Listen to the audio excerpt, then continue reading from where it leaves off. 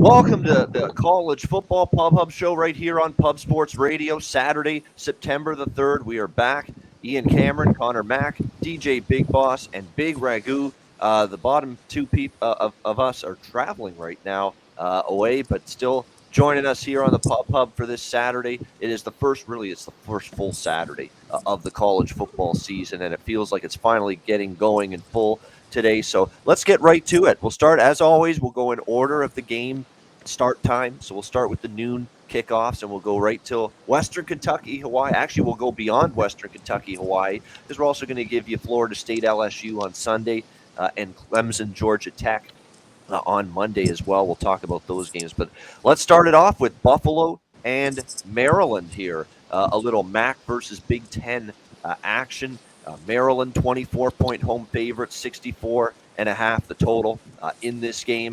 I'd honestly lean to the favorite if I had to bet it. I really think Maryland could be a much improved football team this year, certainly offensively. Remember how good the offense looked like it was going to be, and then they suffered some injuries at receiver.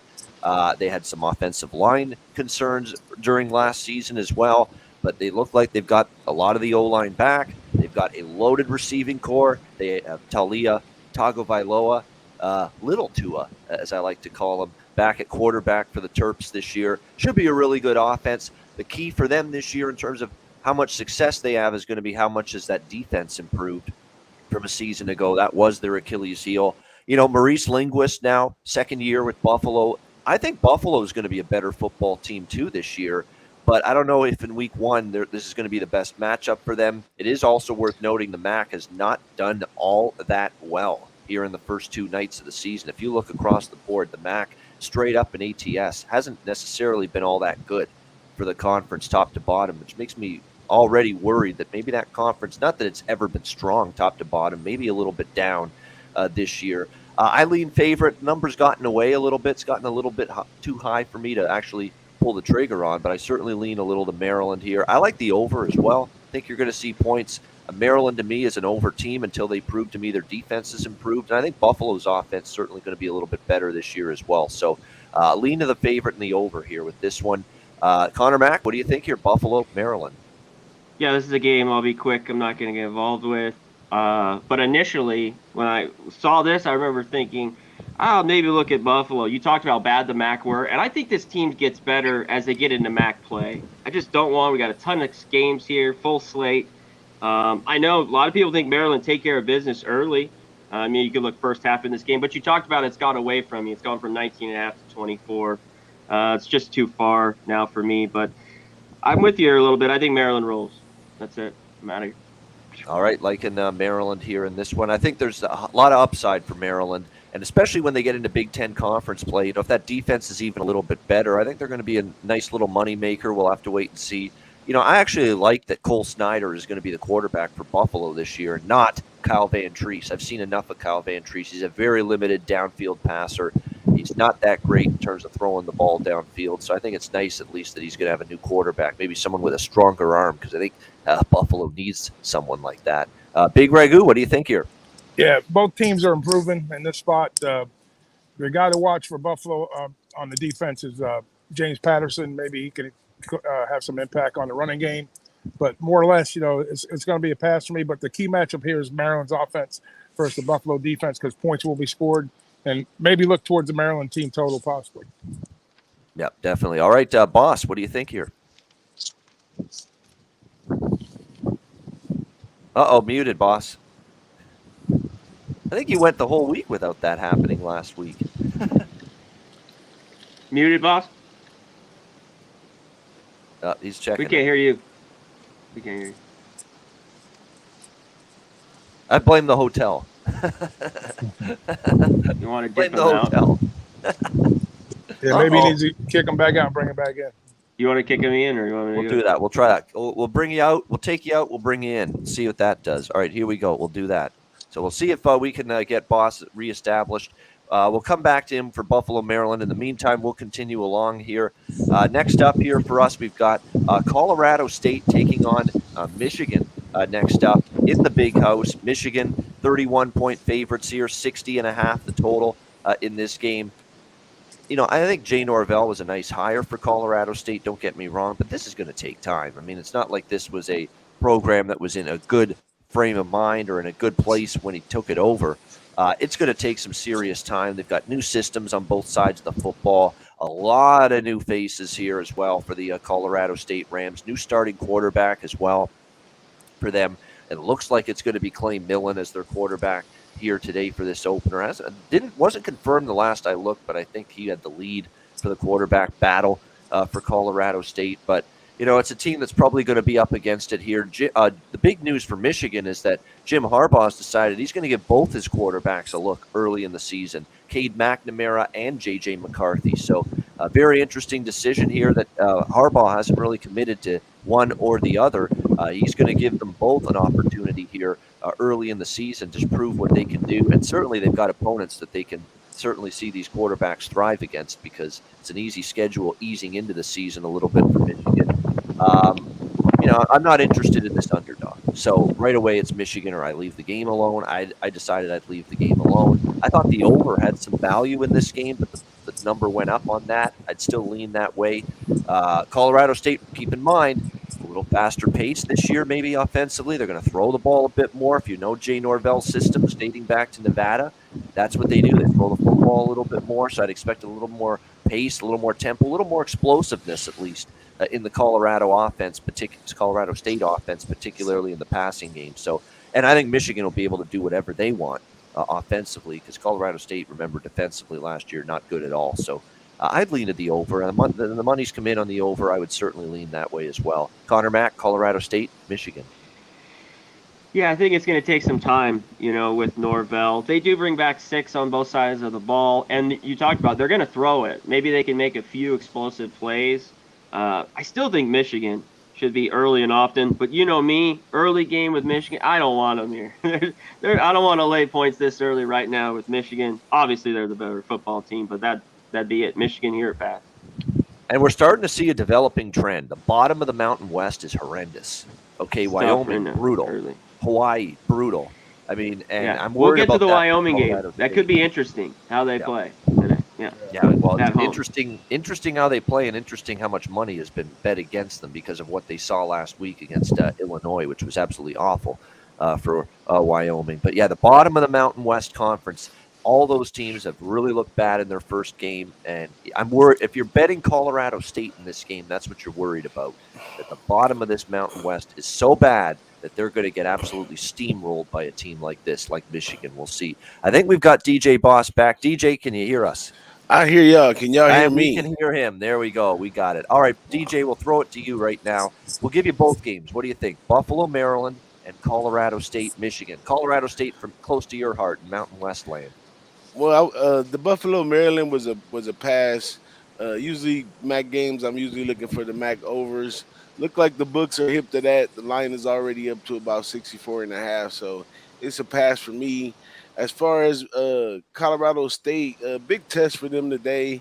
I really don't think much of Jay Norvell over there, and I'm hoping Harbaugh will have a great season, but not going to be laying those type of points with a team like Michigan.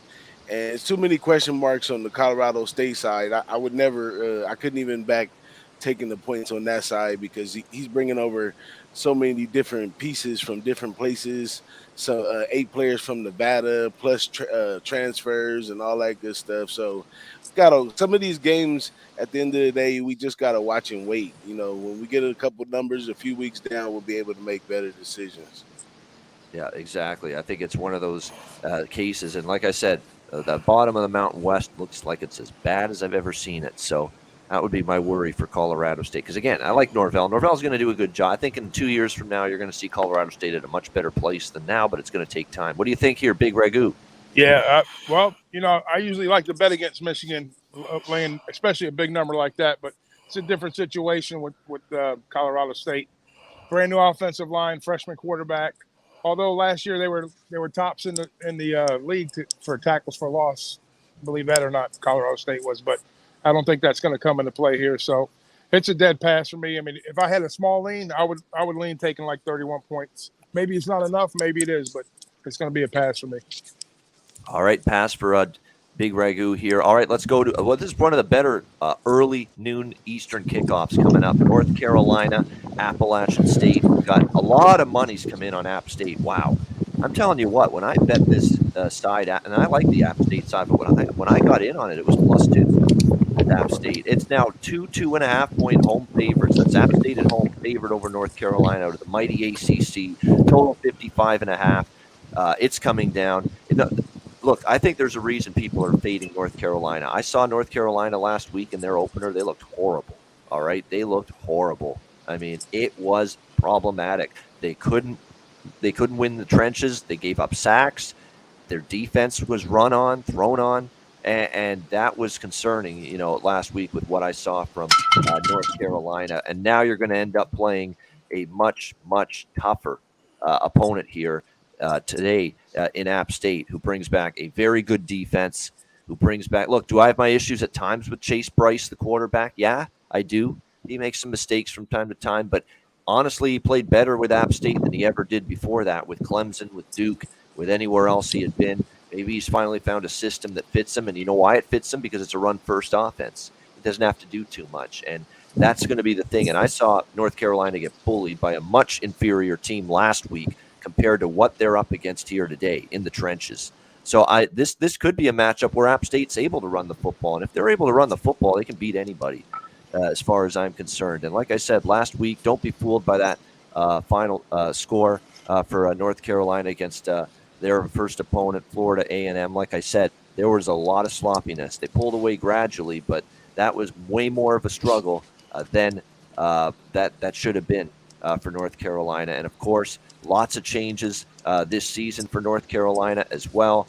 They lose a quarterback in Sam Howell. That was obviously a big deal for them. And I think after what I saw last week, Drake May, he was solid. But, again, when you're playing Florida and A&M and now you're going on the road and you're playing a much better defense, I think this is going to be a tough ask here for May going on the road here against App State. And, look, we saw in the in-state rivalry game last night, the smaller school, the smaller conference team, Old Dominion, it wasn't easy and it was a little bit ugly, but they got it done against Virginia Tech in that home field spot, playing the big, Power 5 conference team.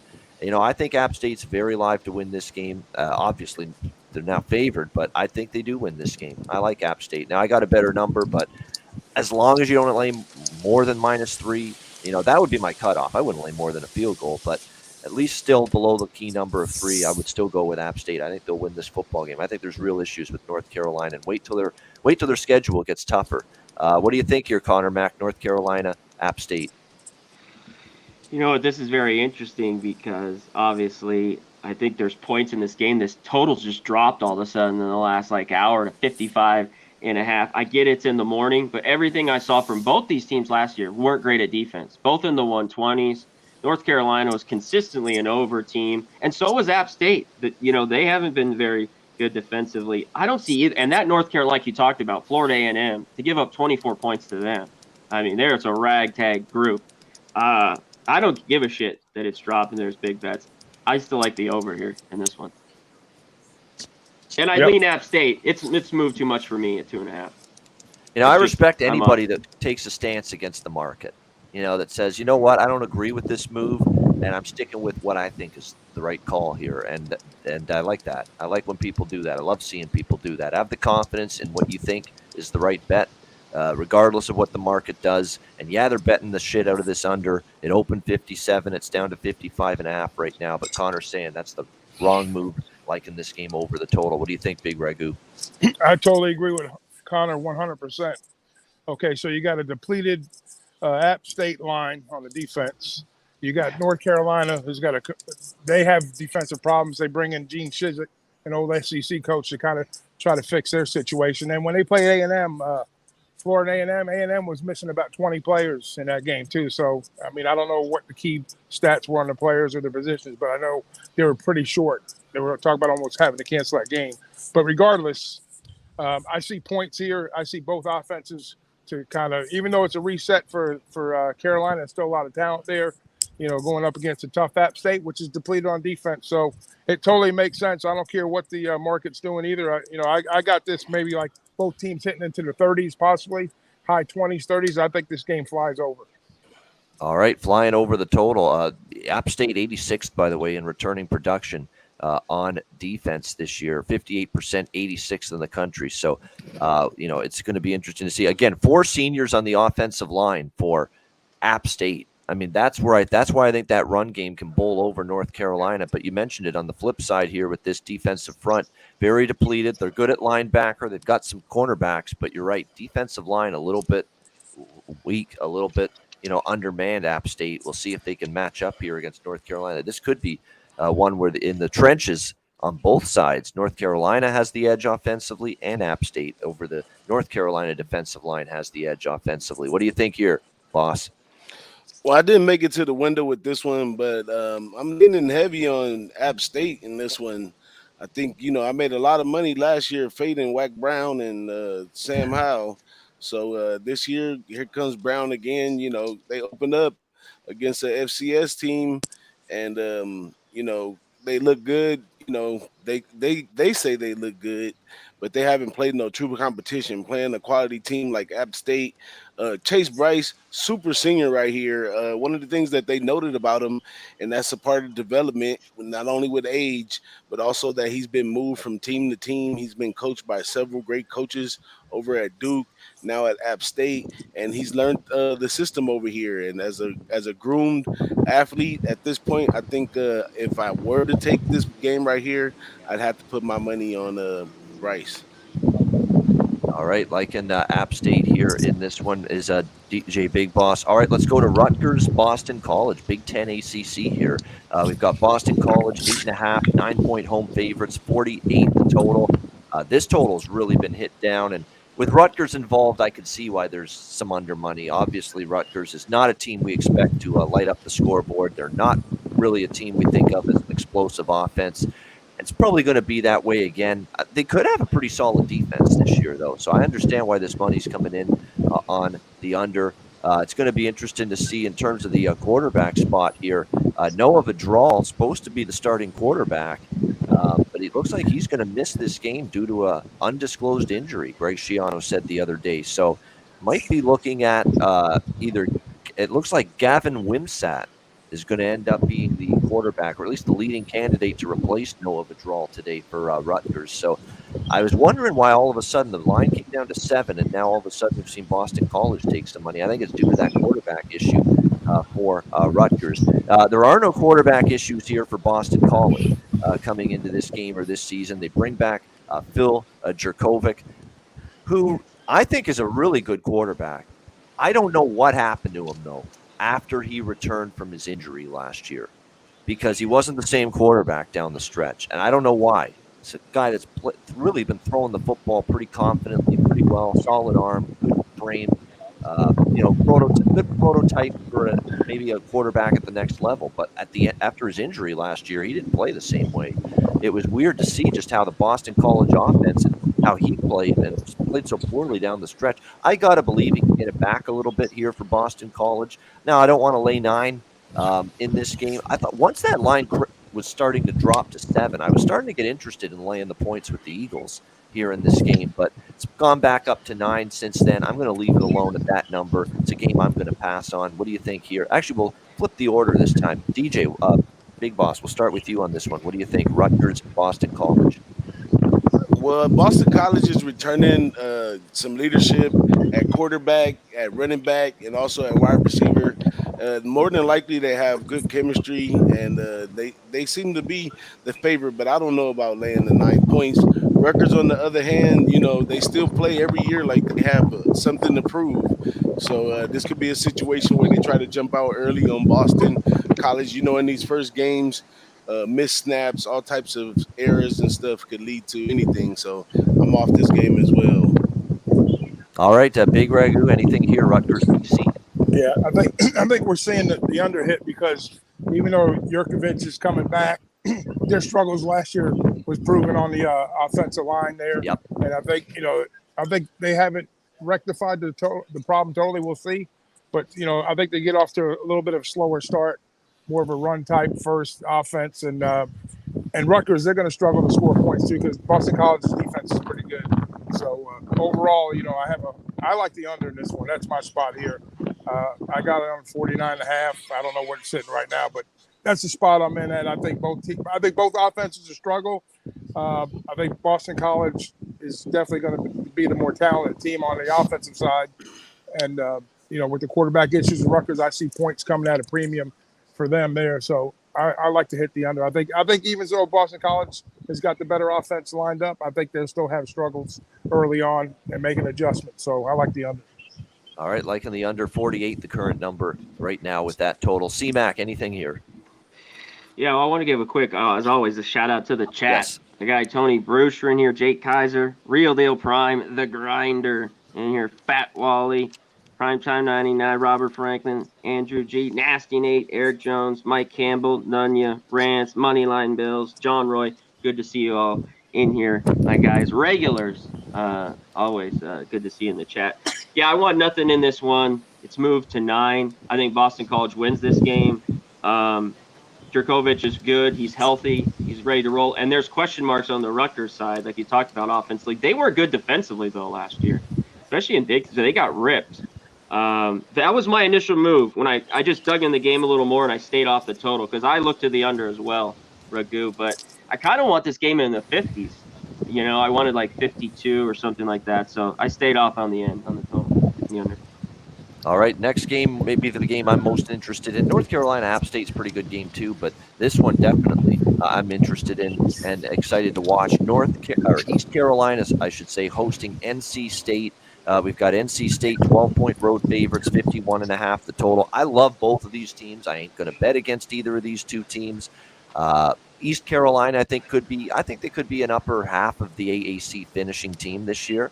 We know that the top teams in that conference on paper are Cincy, Houston, and maybe SMU as well. And after that, there's some question marks. But the UCF, you've got to definitely throw them in there too, especially with the way John Reese Plumlee played the other night in his debut. He looked like a perfect fit for that Gus Malzahn offense, run-oriented spread, and he likes the mobile quarterback. And it looked like a great fit with Plumlee in that first game. East Carolina could be like your 4th or 5th best team in the conference if things go right for them.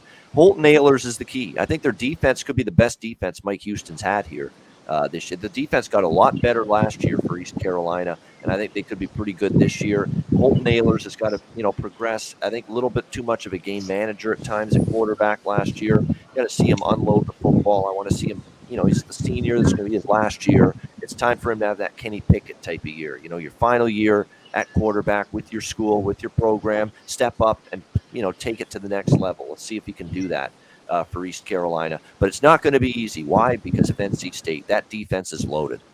Whether it's the D-line, linebacking core, secondary, that is a loaded defense for Dave Doran this year. Just like last year, they had a great defense. They bring in most people back. Devin Leary, a very good dual-threat quarterback, leading them on the offensive side of the football. They lose a couple of their running backs from last year. A pretty good Person and Knight, but they can fill that void. The offensive line still should be pretty solid. This is a good, complete team, both sides of the football. Not going to be easy. I don't want to fade NC State. I like this team. I think they're a dark horse to win the ACC. If not Clemson, they're the next in line, I think, that could win that conference. So I ain't going against NC State. But at the same time, East Carolina's at home. East Carolina's usually good as an underdog. And I like East Carolina as well coming into the season to be a solid team. So this is just one of those where you don't have to be a bettor, or at least I don't. I'm just going to sit back and enjoy what I think is going to be a pretty entertaining football game. So that's where I stand there. Pass, nothing side or total for me in this game. Conor Mac, NC State, ECU. Yeah, this game was interesting. I like both teams as well. You talked about NC State brings back 10 starters, both sides of the ball, Leary at quarterback. And that defense was a top 20, top 15 defense, basically all the way around. I think they do well here. They've struggled, though, in Greenville in years past. But it's week 1. Maybe you always throw this out. This isn't week 6 or 8. Man, this dog, I think, could be live here today. And I really like NC State. And you talk the other side, Ahlers, you talked about he's got to be good. He can have some really great games and he can look bad. But I think they just need to run the ball here. With Mitchell and Harris, just pound the rock, keep this game tight. So I lean to the points, and I lean to the under a little bit. All right, lean East Carolina and the under for Conor Mac. Big Ragoo, what do you think? Good game here to start off the season for both teams to see where they stand right now. But we know that NC State, like you said, is loaded on defense. They got an explosive offense. This is a well-rounded football team. And to Connor's liking, with Ehlers, he's going to have to, not make mistakes because this team is going to capitalize on mistakes. NC State will. But I like this NC State team a lot. They're always upset-minded, East Carolina at home in Greenville. They've taken care of business quite a few occasions of bigger schools coming in, and they were up to the task. But I think NC State's too much in this spot. Early on, like you say, maybe if it was mid-season, I would definitely take the points here. But we got to see who's got what coming out of the gate. And I'm going to say I'm going to give the edge to NC State here. I'm going to lay the wood with NC State. Right, laying the 12 with NC State. What do you think, boss? I think both of these teams are loaded. I think this game right here means so much to the people in the Carolinas.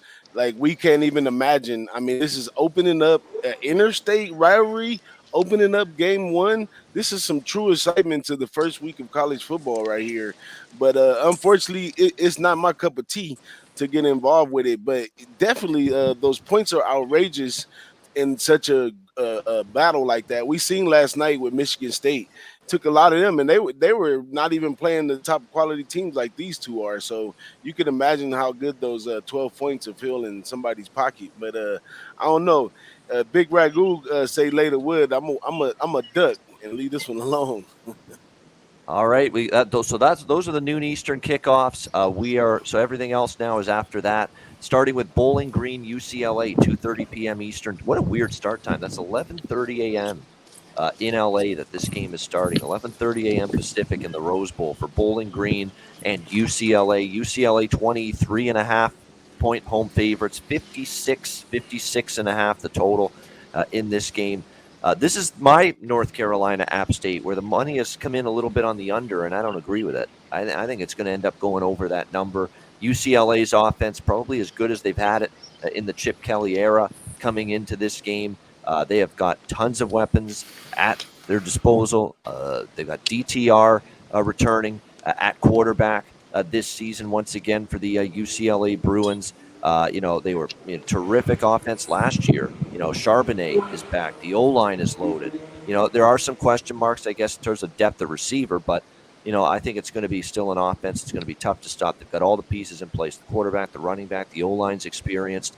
But on the defensive side of the football, look, last year they had their issues, and that, they were not good against the run, especially not good against the run. Against the pass, they were even a little bit susceptible, but teams could run on them like crazy last year, and they don't have a lot of experience back along the defensive line. Linebacker looks pretty good. Secondary's also weak, and guess what? D-line and secondary, to me, are the most important. So if this Bowling Green offense is improved as I think they are, with Matt McDonald returning now, I think this will be his third year now at the helm at quarterback here for the Falcons. I think Bowling Green could put up some points in this game. I'm not expecting them to score a ton, but I think they could contribute at least 20, 21, and I think you're going to get into the 40s here from UCLA offensively against Bowling Green's defense, which to me, that's where the concerns are. We've seen every MAC defense against a Power 5 school so far this year really give up big points. Look at Western Michigan even last night. They got worn down in the second half, and they ended up giving up 35 points. So I think you get at least high 30s or 40s out of UCLA. If you get 20 out of Bowling Green, there's your over. I think it goes over the number here. Bowling Green and UCLA. What do you think, Conor Mac? I think so too. What Bowling Green defense are we going to get? They were like really good, I remember, at the beginning of last year. Then they just got blown out towards the end of the year. So I don't know what's going to happen. I think UCLA does what they want. And I think McDonald can throw it around a little bit because I don't trust UCLA's defense. And this line's come crashing down. Maybe you look at UCLA. I'm going to stay off this one. But I agree with you. I lean to this over a bit. All right, liking the over a bit. Big Ragoo. I like the first half under. Reason being because, like you said, the defense on Bowling Green, they were horrific against the run. UCLA is trying to put some pieces together on the offensive line. They get back Thompson Robinson, a quarterback, so they have plenty of control there. So with their work, this is going to be a workout game for them. So they're going to really work on that offensive line and to establish a run. I think they'll take their opportunities downfield, but I think just to come out of the gates a little bit slower, to get the gears going for UCLA, I look for more of a ground control game, and I look for them to put points up probably later, more than early. But I like the first half under in this spot. I'm not betting it. I like it. I'm not betting. Yeah, just a lean to the first half under, but that's all right. We'll get the lean in the win column and full game. That'll explode in the second half, and everybody's happy. We can. DJ Big Boss, what do you think here? Bowling Green, UCLA. Chip has been kind of quiet this year. He raised a lot of eyebrows and ruffled some feathers last year with the transfers that he brought over, but due to injury and stuff, they didn't fare out as well. But he did start last season on all four cylinders, so he got it ticking quick. This one's at home. I'm pretty sure UCLA can win probably and cover the points, but at this situation is the heat wave in Los Angeles. It's a pretty bad heat wave going on. It's hot all day, all night, and the second half under should be the spot, depending on what number you get, because the first game right here, the cramps are coming out, the fatigue and all that in the second half. And the Rose Bowl is like a big dome, so it's like gonna just smother the heat inside of there. So those guys are gonna want to get out of there quick. So once the game is out of control, you'll see them slow it down and wrap that game up and get out of there. So I like a second half under in that one. By the way, the reason why, if you're wondering, Bowling Green is just from the beginning of the spring when this line opened, it's been all Bowling Green. This opened 31.5 at one point. Yeah, that's why. 23.5. You know why? Bowling Green's number one in the country returning production. Everybody sees that, I'm sure. They've got just a ton on both sides of the football back, and continuity means a lot in week one. And I think a lot of people see that continuity is going to go a long way for Bowling Green, at least today, to stay mildly competitive, at least, with UCLA in this game. All right, we got Tulsa and Wyoming next up. Holy line move. Tulsa opened 1-point road favorites here. They're now laying 6.5 in Laramie against Wyoming here. Total 46 in this game. After what I saw from Wyoming last week, I could see why people want to bet Tulsa here. It's just a question of, do you still want to get in at 6.5? There's no price that could make me bet Wyoming. I will just say that right now. After what I saw last week, I saw a defense that, they're facing an Illinois team that was going to run the football at will against them. They did that, and they did it successfully. What's very interesting about the philosophy offensively for Tulsa under Philip Montgomery, and how it's changed a little bit in recent years, is that they are more than willing to run the football. This is not a pass. They've gone relative, and they've actually slowed down their tempo a little bit the last couple of years. So I remember when Philip Montgomery got here, it was throw the football a lot, play extremely fast when he first started with Tulsa. But now they slow it down a bit, and they run the football a lot. So we'll see if that continues here. They lost their best running back from last year, but they do have Davis Brin back at quarterback. Again, I've never been truly impressed by him. He's been kind of mediocre at best. The passing game was struggled last year. They didn't have big plays down the field. And they do have 4 new starters on the offensive line. So, it's like we all think Wyoming's pretty bad, but it's not like Tulsa's just loaded for bear here going into this game against Wyoming. Certainly not on the offensive side. The defense, though, should be interesting because that defense was very good last year. It's actually what carried Tulsa. We think Tulsa for years on an offensive-minded team.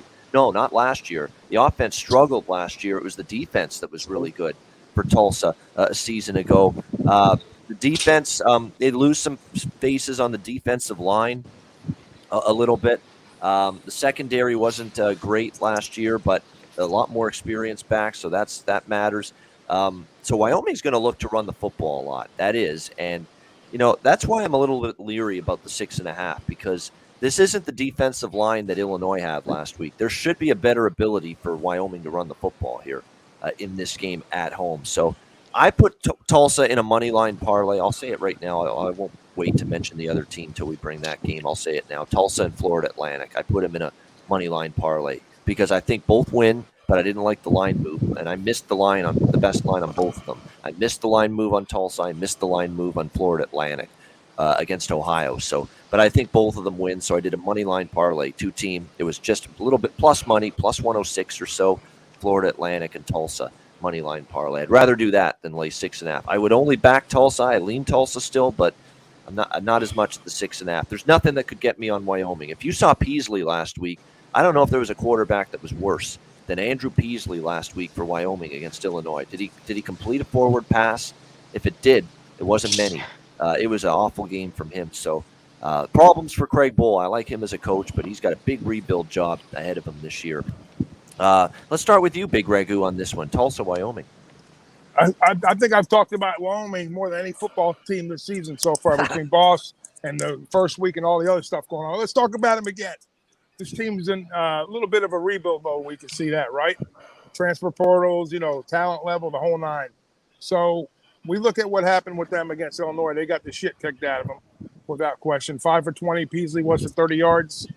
And they are definitely stepping down in class with Tulsa. And Tulsa's kind of, got some stuff going on too. So it's definitely, I don't know. For me, it's going to be more of a wait and see for both teams because I want to see how bad or how good they bounce back from that beating they took at Illinois last week. And I think they get a formidable opponent to kind of, gauge, where they need to be for next week's game. So for me, it's going to be a pass. I don't have a read on either team. And I'm gonna totally pass on this. Nothing wrong with that. Never a bad idea to pass when it's always a big slate every week. What do you think here? DJ Big Boss, you next. Wyoming, Mountain West Country. Not a good start for them last week. Well, I kind of like this game right here a lot, but I got a difficult angle right here.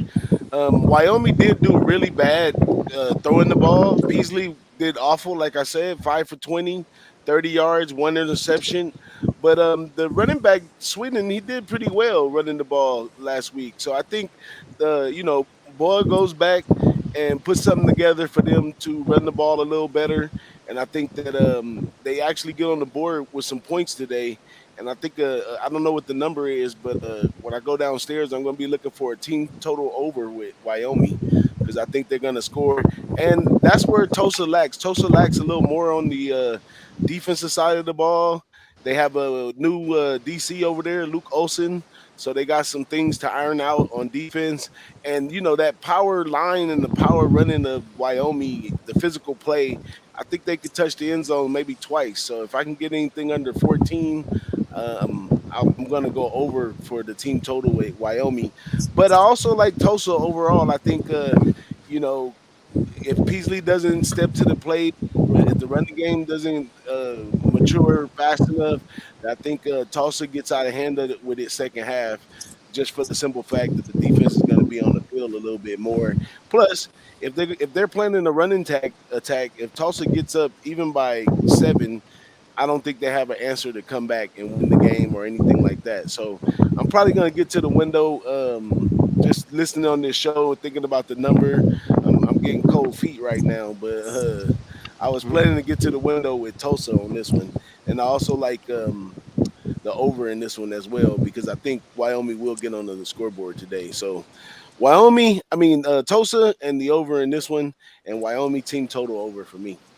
All right, Wyoming team total over. Yeah, Titus Swen. He showed you a little something last week at the running back spot for Wyoming, taking the spot of Xavier Valade, who was a tough guy to replace, obviously. But, obviously against Illinois, they had a tough day. But, we'll see if they're back home, Tulsa now. And that's the funny thing, right? They're laying – Tulsa's laying 6.5 on the road at Wyoming. And just last week, Illinois was they opened like 8 or 9 at home against Wyoming. So look at the adjustment that's been made downward in the power rating for Wyoming after just one game. That's the one thing you have to be careful about. We're just now taking a bad number with Tulsa. What do you think here, Conor Mac? Yeah, and the bad number, 6.5 everywhere. I don't think it gets to 7 in this one. Just how bad they were. Wyoming goes from 1 to 6.5. Wyoming, those back here at home, this is where they play well, and I think they run the rock here in this game. And I'd be leery. Everyone looks off one game, that early game. Peasley's horrible. He doesn't need to do much. Both these quarterbacks are very good. You mentioned Bryn. He's not very good as well. Lots of changes for Tulsa, too, defensively and even offense. They've had a bunch of new faces. So this one I'm going to stay off. So, but if you love Tulsa now, I'd watch out. Oh, by the way, we've got some breaking news with Rutgers. It's not just Noah Vidral out. And I just retweeted it. Their running back, Aaron Young, is out, and he led them in touchdowns last year. So, yeah, Rutgers looks like they're going to be shorthanded, at least on offense today against Boston College. I got another note on this game too. Also, Wyoming played Illinois last week, and we seen Illinois play last night. Illinois is the real deal. They played quality competition right there. So, with that being said, kind of leaves me off of that toss a little bit more and more towards that over, and definitely Wyoming team total over. Yeah, Illinois was the real deal till Brett Bielema had another one of his meltdowns in the fourth quarter there. Hey, we've seen the better team, Yeah. Yardage, but turnovers, and they lose the game. We've seen it here early on. I mean, stop the bleeding. Call a timeout. Do something. I mean, you got to stop. I mean, when Indiana's just throwing that ball down and the secondary for Illinois, it looks like you're going to be able to pick on that secondary. I mean, that they made Connor Bazelak look like Aaron Rodgers last night, or Tom Brady. I mean, my goodness, deep balls and big plays. I mean, just burning the secondary multiple times.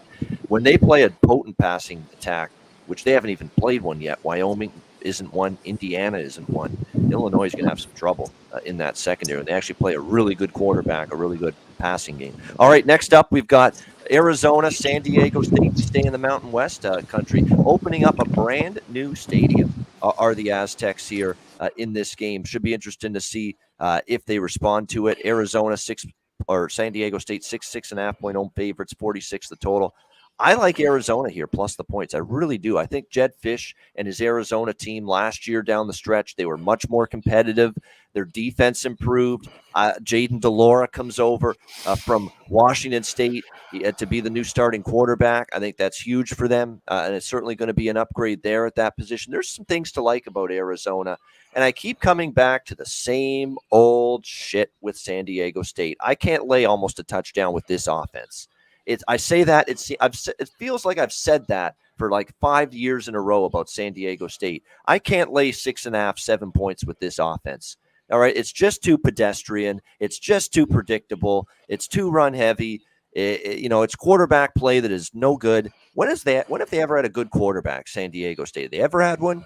I mean, it's been awful. I don't trust Braxton Burmeister. How many schools has this guy been at? And it's like the Jake Bentley effect. You think Jake Bentley's going to get better because he goes from a worse school each time, South Carolina to Utah and then South Alabama. Jake Bentley never got better. All right. He never got better. Even at South Alabama, he didn't play that great. Same thing with Burmeister. He goes from Oregon to Virginia Tech. Now he's here at San Diego State. I don't think he's going to get any better. He is what he is. He's a mediocre quarterback. That's all he is. As far as I'm concerned. So, and I like the way Arizona's defense played down the stretch. I don't trust Aztecs offensively enough in this kind of price range to lay almost a touchdown. Same thing with them every year. I think Arizona makes this a competitive game, even with the new stadium angle. What do you think here, C-Mac? I'm going to stay off this one. The total, I like the under, but it's come down. I didn't get it at 50. It's all the way down to 46.5. What are we going to get from Arizona? This still was a bad football team. I mean, he's in at QB. They got that wideout, the transfer. They got some good transfers. I got to wait to see it. San Diego State beat them down last year. I'm off here.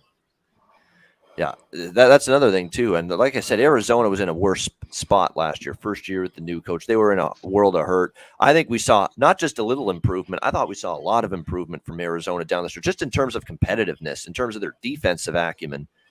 Definitely should be a situation where Arizona is ready to take another step. Are they going to be a phenomenal team this year? No. But I think they're going to be competitive in this type of game against the Aztecs. What do you think here, Big Ragoo?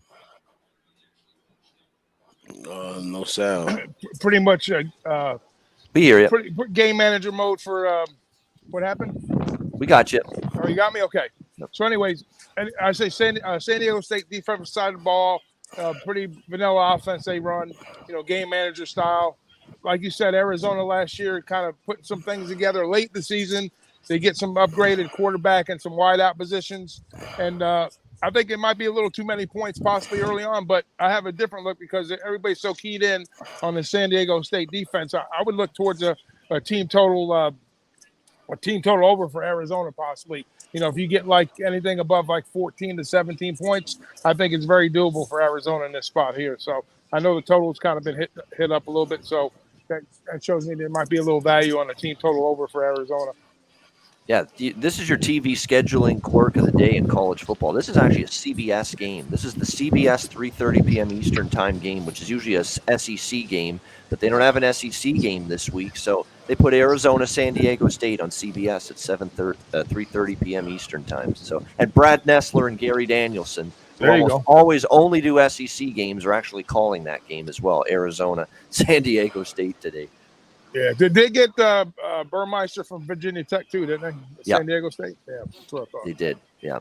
Again, I have not seen this guy play great at the quarterback spot ever, and I don't know if that's going to change here at San Diego State. How about you, Big Boss? What do you think?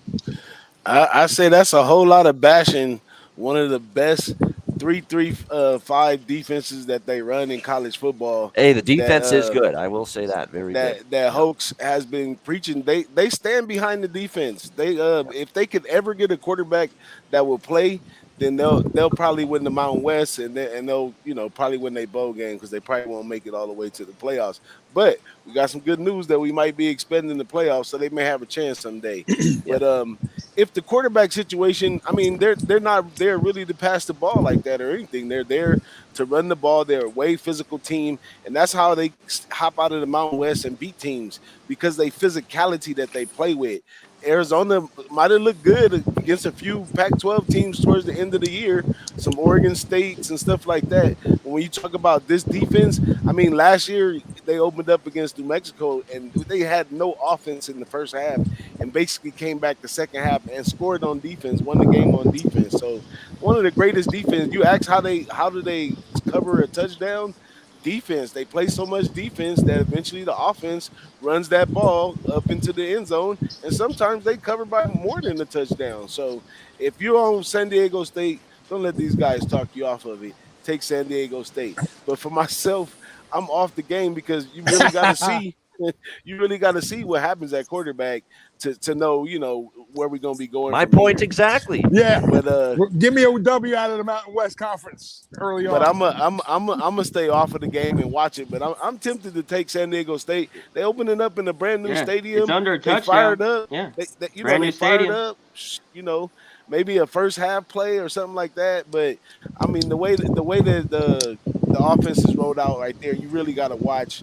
You got to see how strong the run is, how strong the offensive line is. I mean, you expect it off top, but at the same time, the proof is always in the pudding. So I'm just saying, for the few people that's in the chat that said they were San Diego State, I back you 100%. But me, myself, especially being a conference that I watch a lot, some of these games already have red dots by them. Say, just watch only, don't get involved. Because, once you get involved in bad beats like that, you start chasing them and all that kind of stuff. It's too early in the season to start that.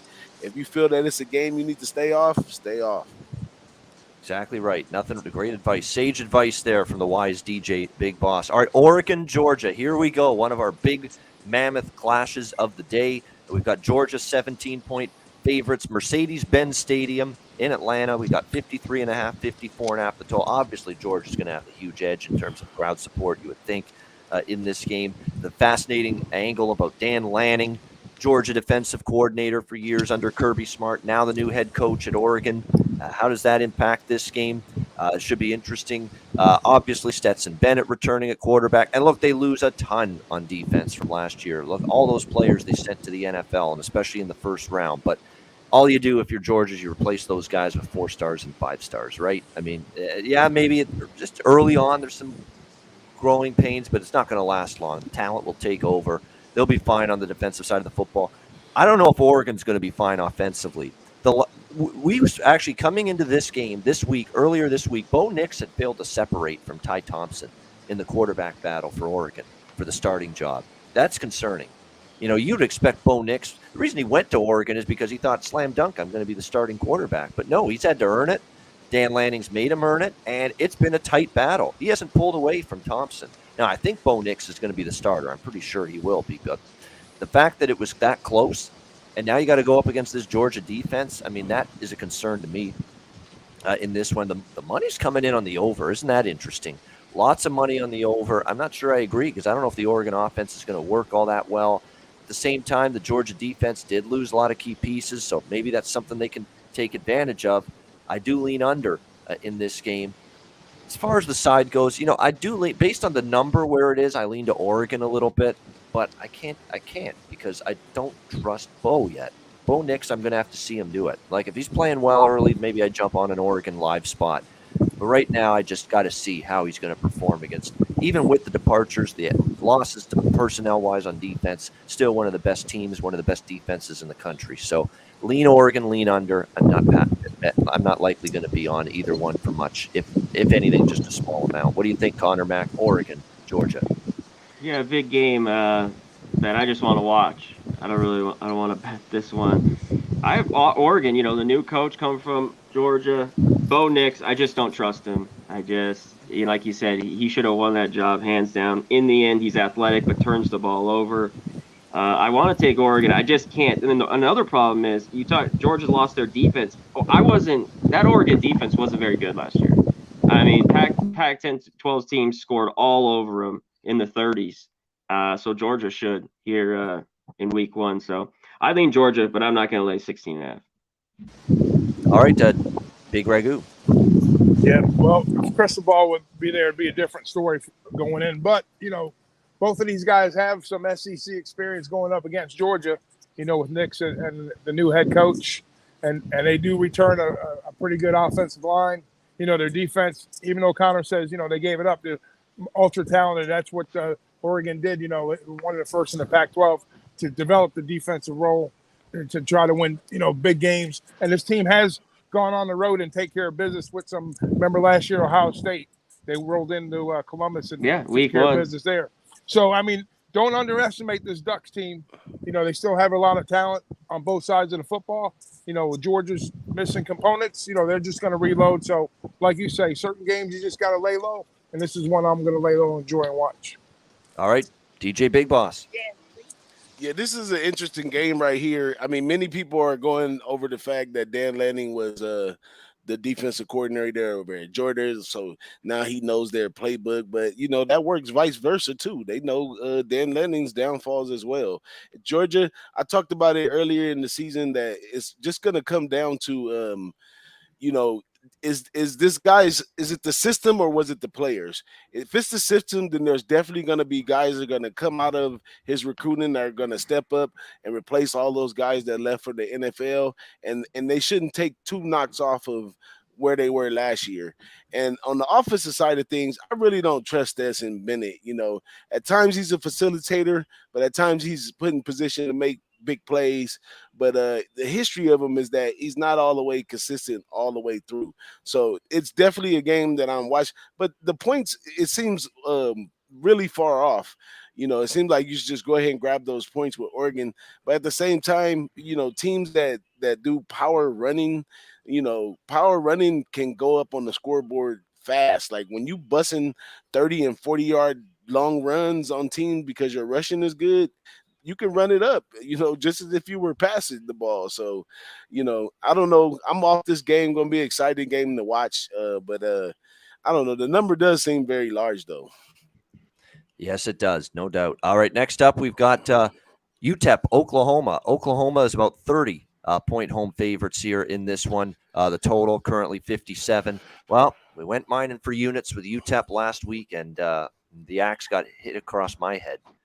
With North Texas just taking over in the second half last week. Very, very disappointing performance from UTEP team that played a renaissance season last year. The offense didn't work after halftime. Hardison struggled.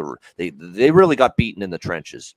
North Texas's offensive and defensive line started to take over. UTEP's taken all the money. I think it's a lot of points to be given what we think still a pretty solid defensive team, UTEP, but man, I don't know. If after last week, I'm concerned. But at the same time, do I want to lay 30? We got Brent Venables here at Oklahoma. I think it was a good hire. I think it's easy. He'll do a good job. They have an experienced quarterback taking over, and Dylan Gabriel, the UCF transfer. There's lots to like with Oklahoma. But again, week 1 with the new coaching staff, I want to see it come together. This is a watch and observe and learn game for me. Nothing for me here, UTEP, Oklahoma. I'm passing on it. What do you think here, Conor Mac? Yeah, I'm passing here too. I don't want to lay a bunch of points like this with Oklahoma. Never a good team laying this big a number, and it's come all the way down like you talked about. You know what? I think Oklahoma scores on UTEP, and I think UTEP gets some junk touchdowns. I think this game goes over the total here, 56.5, 57. All right, over the total. A lean there for Conor Mac. Just a lean, though. All right, Big Ragoo. Yeah, UTEP's numbers last week against North Texas were actually pretty good. They just melted down I know, the second half. numbers. That was sad. But what you're going to get here is an Oklahoma team that's going to put up a lot more numbers than North Texas did last week, and I don't think UTEP, there's no way in the world they're going to keep pace. So it's just a matter of Oklahoma getting to that number or not, and I don't want any part of that early on, especially with a new head coach. Yeah, exactly. All right, DJ Big Boss, anything here? And like I said, I agree with everybody. The way UTEP looked on the field and compared to how I capped them and how they came out in that game, yeah, that's a definitely stay away for. I think maybe they'll have better luck doing conference play, but for now, stay away from UTEP. Yeah, that's what it looks like to me right now. Got to get a better read on UTEP. We'll see if they're better today against a much tougher step up in competition. All right, another great game coming up here. Cincinnati and Arkansas. Looking forward to this. 6.5-point home favorites, 53.5 the total. I like both teams. I like both coaches. I like both quarterbacks. Even the guy that's starting now, even with Desmond Ridder gone, I like Ben Bryant, who's been named the starting quarterback for Cincinnati. He's a guy that played very well at Eastern Michigan last year, I thought. Now he's back at Cincinnati. Went from Cincy to Eastern Michigan. Now he's back at Cincinnati because he knew he could start here this year, and he will. And he's an experienced quarterback. Cincinnati, everyone's talking about what they lost on defense, and of course Ridder at quarterback. I get it. But Luke Fickell is recruited as well as anybody outside the SEC, the Big Ten, the last few years. And I think they're going to reload, not rebuild. I think Cincinnati's still one of the top teams, if not the team to beat in the AAC. I still think it's a very good football team, both sides of the football, good in the trenches. I think the defensive line's even stronger than the secondary this year because that's where they lost Sauce Gardner and those good cornerbacks there. But I think when you look at it, Cincinnati's still going to be a good football team. But I like Arkansas too, man. I like the job Pittman's done. I like KJ Jefferson at quarterback, who's really worked on his passing ability over the offseason to get better at that. That's a good matchup because Cincy's D-line is, I think, their strength, and Arkansas is going to look to run the football, which is always their status, their MO, I should say, on offense. So it's a great football game. These are two teams I'd rather have my money on than against. I'm just going to sit back and watch. I don't have a bet. I'm just going to enjoy it. What do you think here, Big Ragoo? I think we're going to see a hell of a football game, like you said. I mean, this is a key game for both teams because Arkansas wants to be that next up team in the West, to kind of take that next step and prove they can compete against the playoff team. And Cincinnati proved that they want to prove that they weren't a fluke last year, even though they lost some talent. So I think this is going to set up for the run well on the defensive side for both teams. I think we'll see both teams trying to establish a run here. And I like the under here. I think both teams are going to be up to the task. There's no doubt that KJ Jefferson is going to be the best player on the field. And he's going to be one of those kids that can get outside the pocket, make some plays downfield. It's going to have to be a couple big plays for Arkansas to cover the number. And I think Cincinnati's defense is up to the task also. So I think it's going to be closer than what people think, obviously. I mean, we're looking at a touchdown favorite here and the 50s in the total. I like the under here. This is under spot for me. All right, under spots, 53 here, Cincy, Arkansas. All right, DJ Big Boss. Well, I think there's a lot of the market's moving a lot. Just a lot of people are gassed up about Arkansas, what they're doing over there with Pittman. They really want that team to emerge, but I think they're not looking at Cincinnati in the right view. I mean, Cincinnati is a quality team. Even Sam Pittman said himself that Cincinnati could come to the SEC and do well. So I think Luke Fickell's a wonderful coach.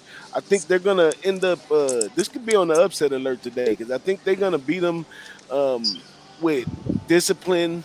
They're going to beat them with consistency. They're going to beat them with all those things that the top five teams, all those values that they have. So I'm definitely taking that big six and putting it in my pocket with Cincinnati with a little sprinkle on the money line just in case.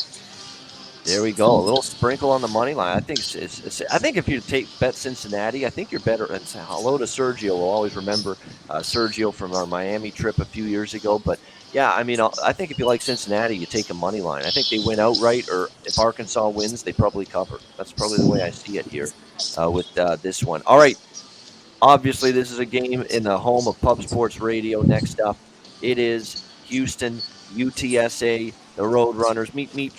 We got Houston 4-point favorites here, 62 the total. I like the over. I bet it at 61. It's up to 62. I still like it. I think we'll see points. I think this Houston offense is going to be – I think Dana Holgerson's finally going to have the offense he wants. They can run it. They can throw it with Clayton, too.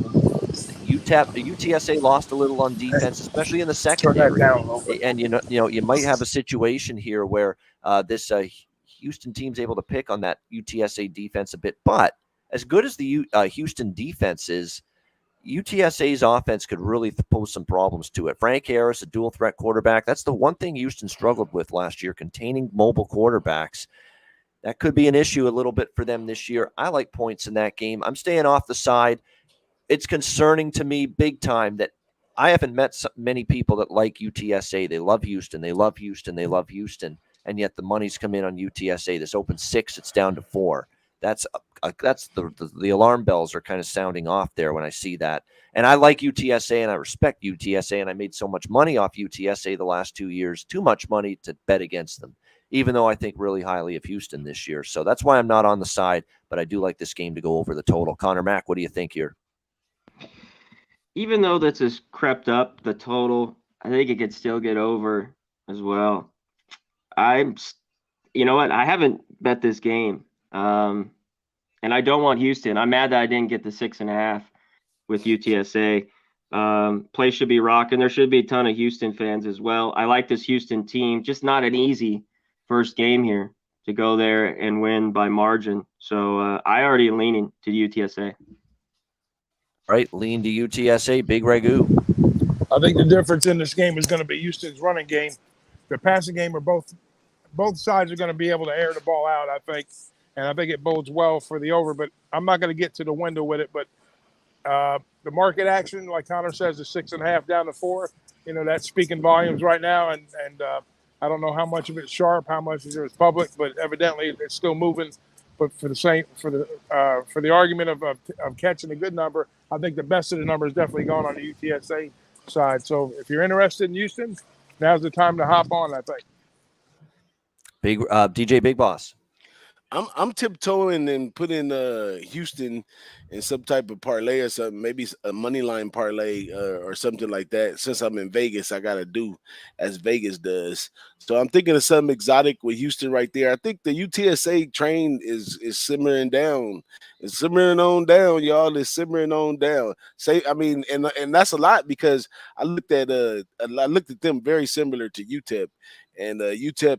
You know, they simmer down. I think these guys might simmer down as well. One thing we haven't spoke about on a lot of the shows is, especially after seeing a couple games, you know, this is the first year these guys will be able to train fully. You know, last 2 years of football we've been watching because of COVID, you know, these teams weren't properly preparated before the games. But now you see, especially in some of the games we saw in the last couple of days, that definitely having the time to prepare and full practices and stuff does weigh out a lot better in the end. So I think we're in a whole new era right now, and the UTSA train is done. Teams like Houston and what they do over there are going to prevail and keep moving forward with a full year of preparation. Yeah, definitely. So that's a great game too. Houston UTSA. I'm looking for. They lost Sincere McCormick, no question. And Tank Dell, watch for him for Houston. He's a great offensive weapon that the Cougars have at their disposal. So that'll be a fun game. I'm looking forward to it. Troy and Ole Miss. Ole Miss 21.5 point favorites here, 56.5 the total. So this is an interesting situation here for Ole Miss in terms of the fact that, you know, you look at the fact that Matt Corral's gone. It's a new starting quarterback now coming on in here for Ole Miss. Some changes. They lose a little bit really on both sides of the ball. It could take a little bit of time just to get everybody acclimated and up to speed with things. Keep that in mind. Let's see what Dart does, the new quarterback here, transfer from USC, Jackson Dart. Certainly looked good at times. Very dangerous last year with them, but let's see if he's ready to just assimilate to this team and this offense right away. You know, we look at Gunnar Watson's back at the quarterback spot for Troy. Most of their defense is back. And that was a good defense last year, Troy. Troy's defense actually kept them in a lot of games. I'm saying buyer beware if you're going to lay the points here. I think there's a lot of personnel changes for Ole Miss. There's bigger fish to fry and bigger games on the schedule. I think Troy could keep this within 3 touchdowns. I think it's key to get 21 or better. If it was below that, I'd probably feel not quite as strongly about this. But I think Troy plus the points is worth a look here. Let's start with you. Let's start with DJ on this one. Troy and Ole Miss. Well, for all these SEC activists right here, this is a great spot to show how much better the SEC is than all the other conferences, especially with Crazy Lane Train right here. If anybody out of all the coaches are susceptible for blowing teams out by a large margin, it'll be him. And I think this leaning might be my best bet of the day to lay the wood and just go ahead and watch this total go up on this one. Conor Mac. Yeah, I was looking at the total in this one. It's come down a bunch. I think this game could get over the total. I think Ole Miss wins as well. It's just, do you want to lay the 3 touchdowns? Yeah, that's the big key. I agree. All right, Big Ragoo. Yeah, my first look on this game was definitely towards the under because I like that Troy defense, and I think, you know, even though DJ's saying, you know, get these team up to speed with, you know, the USC transfer coming in and Lane putting his offense on the field. Surprisingly enough, their strength was in defense the year prior, and Matt Corral took off last year. But I think Troy's up to the task. This could be a sneaky spot, like you said, back in Troy at home. It's definitely lean. I lean under and I lean Troy. Yeah, that's telling that Jarrett Dagey, who transferred there to Troy, didn't win the starting job. Watson did, which is good because I've seen enough of Jarrett Dagey. That guy's not a number 1 college quarterback. He's not. I've seen enough. We don't need to see any more. All right, BYU, South Florida. BYU 11-point road favorites, 58. I mean, I could only look to the favorite here. I really like BYU. I think they're going to be great on offense. I think their defense is going to be extremely good as well, both sides of the football. I like Jaron Hall, the quarterback. They've got weapons to work with. They got a good O-line, great in the trenches, both sides of the football. South Florida's rebuilding. The one hesitancy is that South Florida's got a lot of returning production back. South Florida could be one of those teams that makes some improvement this year. And I'm always worried that first game of the year, the team that's traveling to the hot heat of Florida for that first game. And sometimes in the second half, you wear down a little bit, you know, when you're not accustomed to it. So those are the things in the back of my mind that kept me off this game, but it would be BYU or nothing for me. Let's start with Big Ragoo this time, BYU, South Florida. Yeah, you're right about South Florida. The Bulls, you know, they've been a work in progress, kind of like UCF was, you know, just, you know, a drop down in talent. UCF is on the rise. I think USF is on the rise. But, you know, their defensive numbers are a little scary, you know, as far as not scaring the offense, the opposing offenses. And what BYU does is they have a pretty good offense. They travel well. You know, they're men among boys, should I say, because they always have that older, you know, more mature talent. And I really like BYU a lot in this spot. This might be my best bet later on in the day. I'm still contemplating. I think BYU comes into Tampa and takes care of business, and this game will be over in the first half. Oh, wow. How about that? So whereas I'm hesitant to lay the points with BYU, even though that's my lean, Big Ragoo is certainly not. All right, DJ Big Boss, BYU, South Florida. Hey, give me the 25-year-olds, man. I want the 25-year-olds. I take BYU all day in this one, man. It's just so many reasons why I don't even want to go down the line of it. But yeah, take BYU or leave it alone. I mean, number 1 in defensive production returning from last year, and overall in the country, 5th in returning production from last year. They lose Tyler Algier, the running back. That's about it. They got Romney back at wide receiver, Gunnar Romney, Jaron Hall, an outstanding quarterback. Secondary was young last year, but the experience should be a lot better. 4 offensive linemen back, tons of weapons for Hall. Defensive and offensive lines are strong. Yeah, could be tough for South Florida to hang for 4 quarters. Conor Mac, what do you think? Yeah, it might be. That game Hall didn't play last year, and they scored a bunch of points late and covered that. I think South Florida. That was at BYU. I don't want anything here. BYU probably wins, but I'm not going to lay doubles on the road in week 1. All right. Next up, we've got Texas State, Nevada. Another one where we've seen a ton of line movement. Anti-Nevada. Nobody buying Nevada after that impressive win last week against New Mexico State.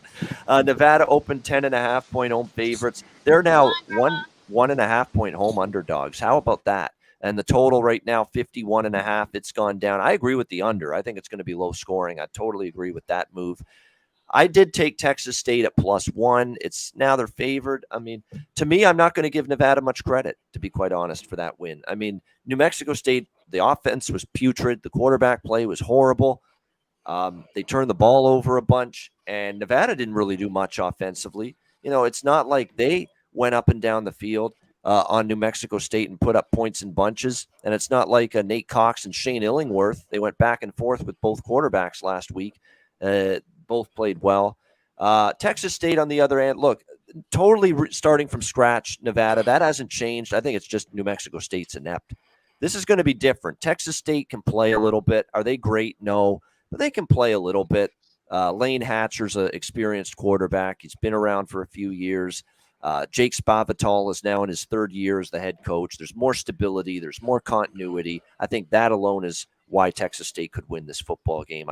I'm going to need to see Nevada do it again for a second game before I'm ready to jump off the let's stop our thought process of fading Nevada every chance we get. What do you think here, Conor Mac? Yeah. If I had I'm not going to bet this, I don't think, but if I had a free bet, I'm not going to take Nevada. I just don't know how good Texas State, they still got to go there and win this football game. And, what were they, 4-8 last year? They were decent against the spread. I think they might be able to score. So I think this is a close game. But in the end, I'm probably going to stay off. All right, Big Ragoo. Yeah, no part of this game for me either. But, with Illingsworth and Cox last week with their low offensive production, I think they do get that little rust out of the way. Or not even rush, just kind of get some continuity going. And the New Mexico, look what happened in New Mexico against Minnesota the other day. So what's that tell you how bad this team's really going to be? But, going forward, we'll see what happens. But I'm off this game totally. All right. What do you think, DJ Big Boss? Oh, this is one of my favorite games of the day right here. All right, let's hear it. Big oversight with Nevada. I was expecting to catch the best part of that. I jumped on it earlier in the week, and I got Texas State +3. But what's the line? What's the current line looking like right now? Current line is Texas State -1. Yeah, it shifted all the way over. But I was ready to take them on the money line anyway. So I'm going to go ahead and take Texas State in this one. Just big. It's going to be big overshadow from what happened last week. New Mexico State basically handed the game to Nevada. 5 turnovers, 4 interceptions, 1 fumble. If these guys at Nevada took that to the head any way too far, they definitely done it for the day. Coming versus Texas State, who's returning 8 on offense, 6 on defense. Now, Jake, it's his 4th year here, and he had to go to the portal to try to get some talent in here, which is not good coaching, to tell you the truth. And he's going to definitely be on the hot seat this year. But coming out right here, of course you want to get a win to try to save your job. So I think he's going to come out. He's kind of the better of the 2 coaches. But Ken Wilson still has, to see what he's all about. But I think he has the advantage of experience in this one. Nevada could be a little bit big-headed going into this one, and I think Texas State brings them down to earth on the ground, though. Not so much in the passing, but on the ground. The offensive line is going to be having 3 returners coming back over there, and they got a duo of running backs back there, and I think they get the job done. Now, respect to Nevada, they had Lee ran really well over there, and Tua, but they still the same 1-2 punch they've been. One is just a power runner, and one tries to get to the outside real quick. That's shut-it-downable, shall I say, if that's ever a word. But they can shut that down right there. So Texas State -1 for me all day today. I love it. All right, loving Texas State, says DJ Big Boss. All right, next up, Middle Tennessee State, James Madison. James Madison, their FBS debut, graduating. from the FCS ranks, where they've been one of the best teams in FCS football for many years. James Madison, 5-point home favorites, 58.5 the total. I'll be honest, I'm not betting the game, but I'd lean James Madison. I don't want Middle Tennessee. I think this program's in disarray. I think it's gone downhill a little bit. I don't think they're going to have a very good year this year. Now, they do have Chase Cunningham back at quarterback. They had injuries there last year. So, give them a little bit of a break there. But the defense, still lots of problems there. I think they lack explosive playmakers down the field. Whereas you look at James Madison, look, they've done a great job in the FCS. There could be some growing pains making the jump to FBS. But I think this is a manageable matchup. And it tells you all you need to know that they're favored here in their first FBS game against an FBS team that's established for years. I think Middle Tennessee State's they've been on decline for a couple of years now, and there's no way I want them. It's just a question of, do I want to back James Madison and lay points in their first game when we're not yet totally sure how they're going to adapt to the jump to FBS? No, but I'd certainly only lean to the favorite here, the Dukes of James Madison. We'll start with you, Big Ragoo, with this one. Yeah, my look's the same as yours. There's going to be a lot of excitement for this Madison squad here, coming into a lower level FBS school with Middle Tennessee, and that, like you said, it speaks volumes by Madison being the favorite here. So, welcome to the big time, Madison. Enjoy your show. I think they will. I think they can win this game and cover this number. Like I say, I'm not betting it, but definitely lean James Madison. Conor Mac. I'm with you guys. I mean, they're a favorite for a reason. I think they can win this one in their first one out. They bring back loads, of veterans on this team. I think they'll run the ball. I think it's close, though. I think Middle Tennessee hangs. I think James Madison maybe wins by 10. So this is a watch for me. All right, DJ Big Boss. This one is a total pass for me. I'm not even coerced all the way up with what's going on at James Madison right there, and definitely not backing nothing from Middle Tennessee. So yeah, it's a pass for me. There we go. So we all lean JMU in some form there. All right, Florida Atlantic, Ohio. This is one what's taking a lot of money. Florida Atlantic 1 to 4.5 now, even 5-point road favorites now, 48.5 the total. Now Charlotte lost their quarterback Chris Reynolds to injury. They didn't look good on defense, but you got to give Florida Atlantic a lot of credit. That was a well-oiled machine type of performance last week. N'Kosi Perry and the offense looked crisp. They didn't even have their starting running back available to them last week, Florida Atlantic, and he is going to be back and play in this game tonight against Ohio. Talking about Johnny Ford. So he's going to be back at the running back spot for Florida Atlantic FAU. When I look at Ohio, it's a team that now post-Frank Solich era, I think that's reading the tea leaves. To me, Frank Solich steps down. He sees this program's going to be bad, probably this year and maybe moving forward as well. So, I worry about Ohio coming into this season, just how good they're going to be. And there's a lot of weaknesses with this team coming into the season. You look at the roster itself, how are they going to handle Tim Albin? How's he going to handle it? I mean, I like their win total under. I don't trust their quarterback. Curtis Rourke ain't Nathan Rourke. I'll tell you that right now. The top two rushers are gone. They didn't have much explosiveness last year. They got a new defensive coordinator this year. Last year defensively they were pretty bad. They were more than bad. I mean, especially against the pass, against the run they struggled. Just overall, their rankings defensively were in the 100s in FBS. I think it's going to be a rough game probably a rough season for Ohio, but a rough game here as well. I think the money's come in on Florida Atlantic for good reason. And like I mentioned earlier, they're in a parlay with Tulsa for me. Moneyline parlay, Tulsa, Florida Atlantic. Conor Mac, what do you think here?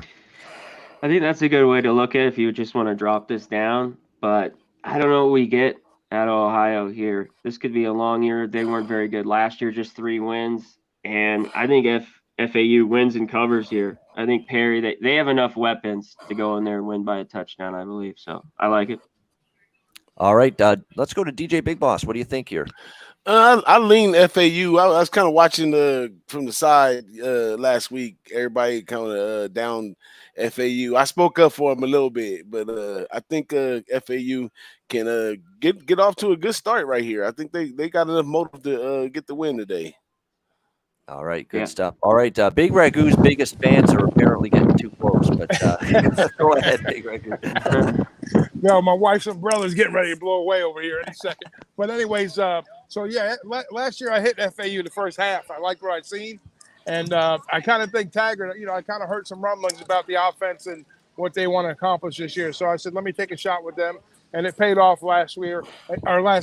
This week, as much as I want to get behind them, and I think you're on the right side with them to win the game, I think the Ohio team, they can maybe slow them down, with a little bit of running. So if the FAU defense steps up today, which I think they will, I think they kind of, not blow them out, but I think they get it underneath the score to cover this game. But I think the money line's the right play in, by the way, too. So I'm having not second thoughts about backing FAU. I want to back them. I say it's the right side, but I'm not going to get to the wither with them. But I do like what Perry and company are going to be able to do down in Boca Raton this year. I think they'll get some W's out. I think we might see them sneak into a bowl this year.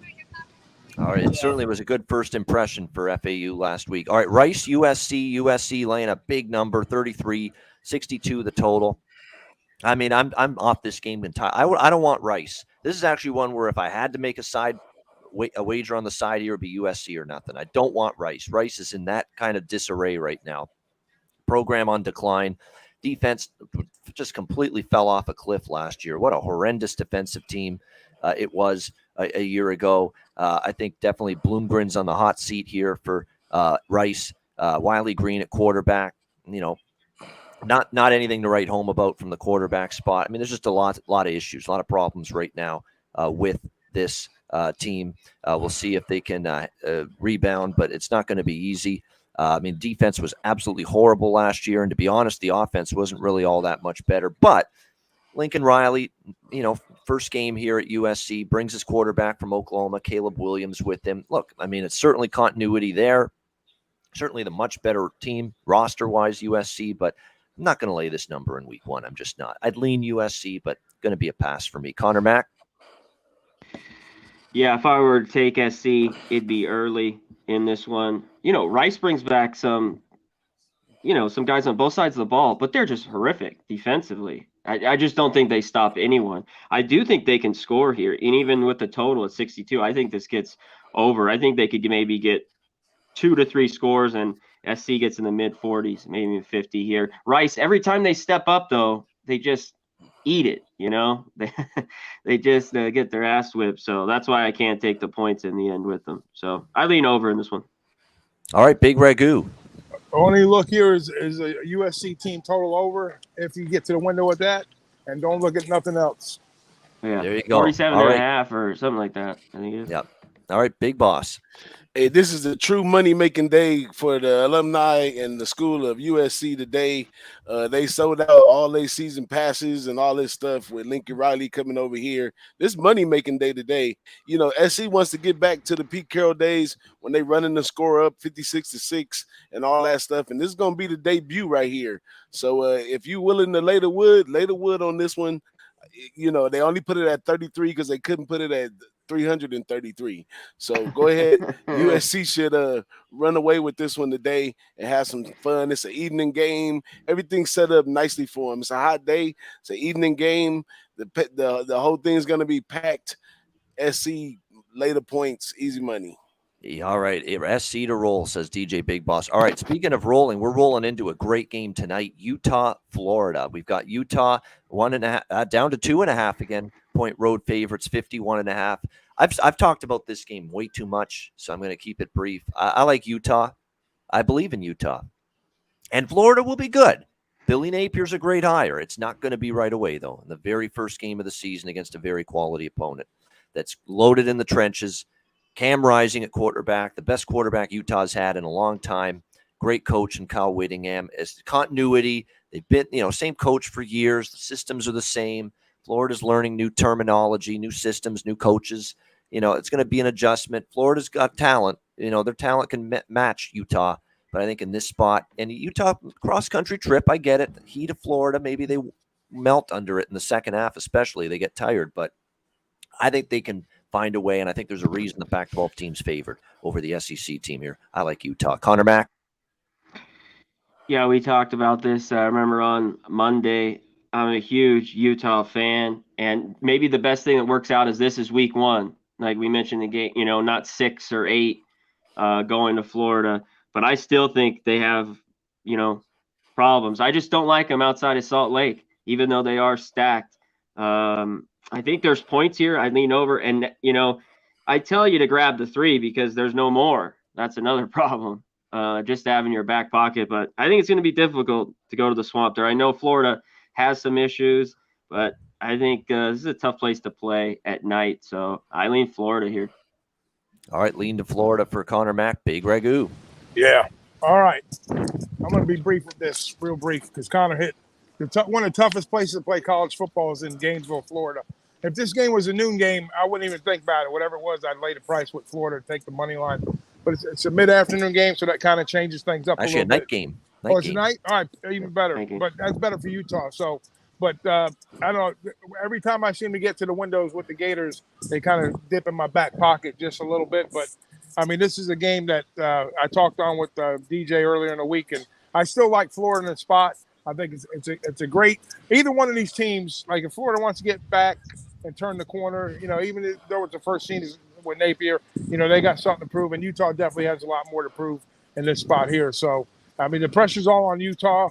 Florida can sit back and bring their game to him. Richardson, I like the fact that he's going to be the starter, and he's a Heisman candidate type quarterback. So I think we're going to see a lot of back and forth in this game and maybe a turnover, which I know Utah takes care of football real well. Maybe some opening game jitters for Florida. So I think it goes down to the wire. I think Florida wins the game, but I'm not going to bet it. All right, big boss. Oh, okay. So I'm gonna have some fun on this one, man. I was a DJ all my life. I party, I have fun. I make bad decisions knowingly and all that stuff. So I'm throwing up some money against the wall and trying to see if it's sticking on this one, because I'm taking Utah in this one. Willingham, he's beat Alabama before. He's 7-1-1 on the road with his openers. On paper, he looks great. He looks like a great one. I think there's a lot of bias with Napier going over to Florida. There's a lot of stuff people are not taking in consideration. Napier is a really calculated guy. He's tedious with everything that he does. Like I said, he's taking it down to the wire, and that's going to take some getting used to players that was used to another guy. You know what I'm saying? Now, the big one, I had big arguments with people on Brothers in Beds and even on, Boss in the Sauce about this whole humidity thing and the toughest place to play and all that stuff. Well, Kyle Willingham already talked that, he was trying to simulate the weather, simulate the sound and all that stuff going into this. And obviously, he's a seasoned veteran, so he knows how to prepare his troops to go into this type of environment. Number 2 is going to be later in the evening, so that the humidity will definitely be there, but the sun won't be beaming on you as well. So I said a lot of things about this humidity and stuff, but my little cousin, he plays for Cal Lutheran, and he's on a road game to Texas. And the first thing he said when he got there was, "Man, it's humidity. I could barely breathe." So, I did say some things to a lot of people that made them upset. It made me think I'm crazy, but at the same time, it's true. The humidity can take an effect, but I wouldn't take more than like 20% of that as my capping towards taking that team. So I don't see everything lining up for the Napier just right away in Florida. We're talking about a team that was 6-7 last year or somewhere along that line. So I don't know how they got this great this year to beat the best team in the Pac-12 coming out the first week. So give me Utah. All right, like in Utah here, the Utes to get it done. All right, next up, Army, Coastal Carolina. Great matchup, interesting matchup here. We've got Coastal Carolina, 2-point home favorites, 54 the total in this one. They do lose a lot, Coastal Carolina. That's the biggest, I guess, headline going into this game is the fact that, it's going to be a different looking Coastal Carolina team coming into this season. There's no question about that, but they still do have the great quarterback returning for them in Grayson McCall. And as long as, they have him back, that's significant. But, you lose 15 starters from last year's team. That's a lot. They're only 125th in returning production on defense. It's going to be interesting. They've got good. They're good at secondary. They're good at along the defensive end. Still has Josiah Stewart. Linebacking core is 102 snaps back. The D-line, though, is the one that got dinged up a little bit. And, of course, you're facing this Army triple option. So that could be a little bit of an issue here. Army matchup-wise, there's things to like. They could be able to run the football a bit against a rebuilt defensive line for Coastal. But Coastal, again, I don't sleep on this team or Jamie Chadwell as the head coach. They're very good, and sometimes I don't trust now Army's in a price range where they got to win the game, and I sometimes don't trust Army to win these games, against these better teams, whether they're a group of 5 or Power 5 teams. So this is a pass for me, but it's a fun game to watch. No opinion on really either way. Both teams should be efficient offensively, but both teams are some of the slowest paced teams in college football. Coastal Carolina bleeds the clock, run heavy offense, and so is Army, of course. So that's why I think there'll be some efficiency offensively, but you got to overcome the lack of pace to go over the total, and that's the tricky part. What do you think, Big Ragoo? We'll start with you. I think this game might be over in 2 hours instead of 3. The way they're going to play. They're going to run, more run. But I think, I don't know. I love backing the academy teams, especially Army is one of my teams I like to look for spots to play on here.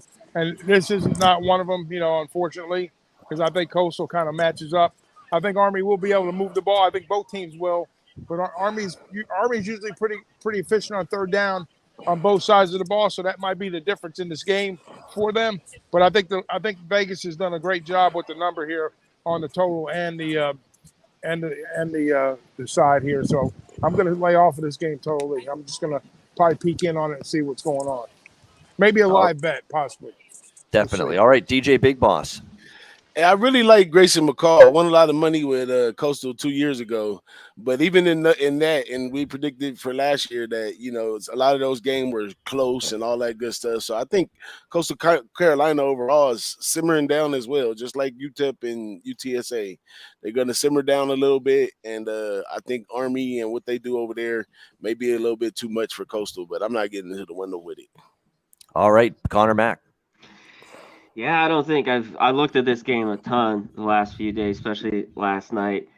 Army, they're going to run a ton like you talked about. New quarterback, though. Their defense is good. And on the other side, Coastal has McCall, but they lost some weapons offensively. And on the defense side of the ball, a ton of guys. I think they're only bringing back 2 or 3. So Army should be able to run it. Army was an over team a little bit last year, but you talked about how slow both these teams get. I want to take the under. I gotta watch. I think I'm just watch this one. There's just too much going on for me. I want Army in the under, but I think I'll be off. All right. Next up, we've got as we continue on Miami, Ohio, the Red Hawks, Miami OH, Kentucky down to 15-point home favorites here, 50.5. I got in on Miami at 17. It's down to 15. I think Kentucky is a little overhyped, little overvalued. I like Will Levis. Defense should be solid, but boy, I mean they're getting a lot of accolades for a program that's not used to this kind of expectation. Oh, that Kentucky now 9-10 wins people expect from them this year. I think they're capable of it certainly, but Miami OH could be the team that wins the MAC. To be quite honest with you, the Red Hawks, with Brett Gabbert back, a very good defense, lots of returning production back.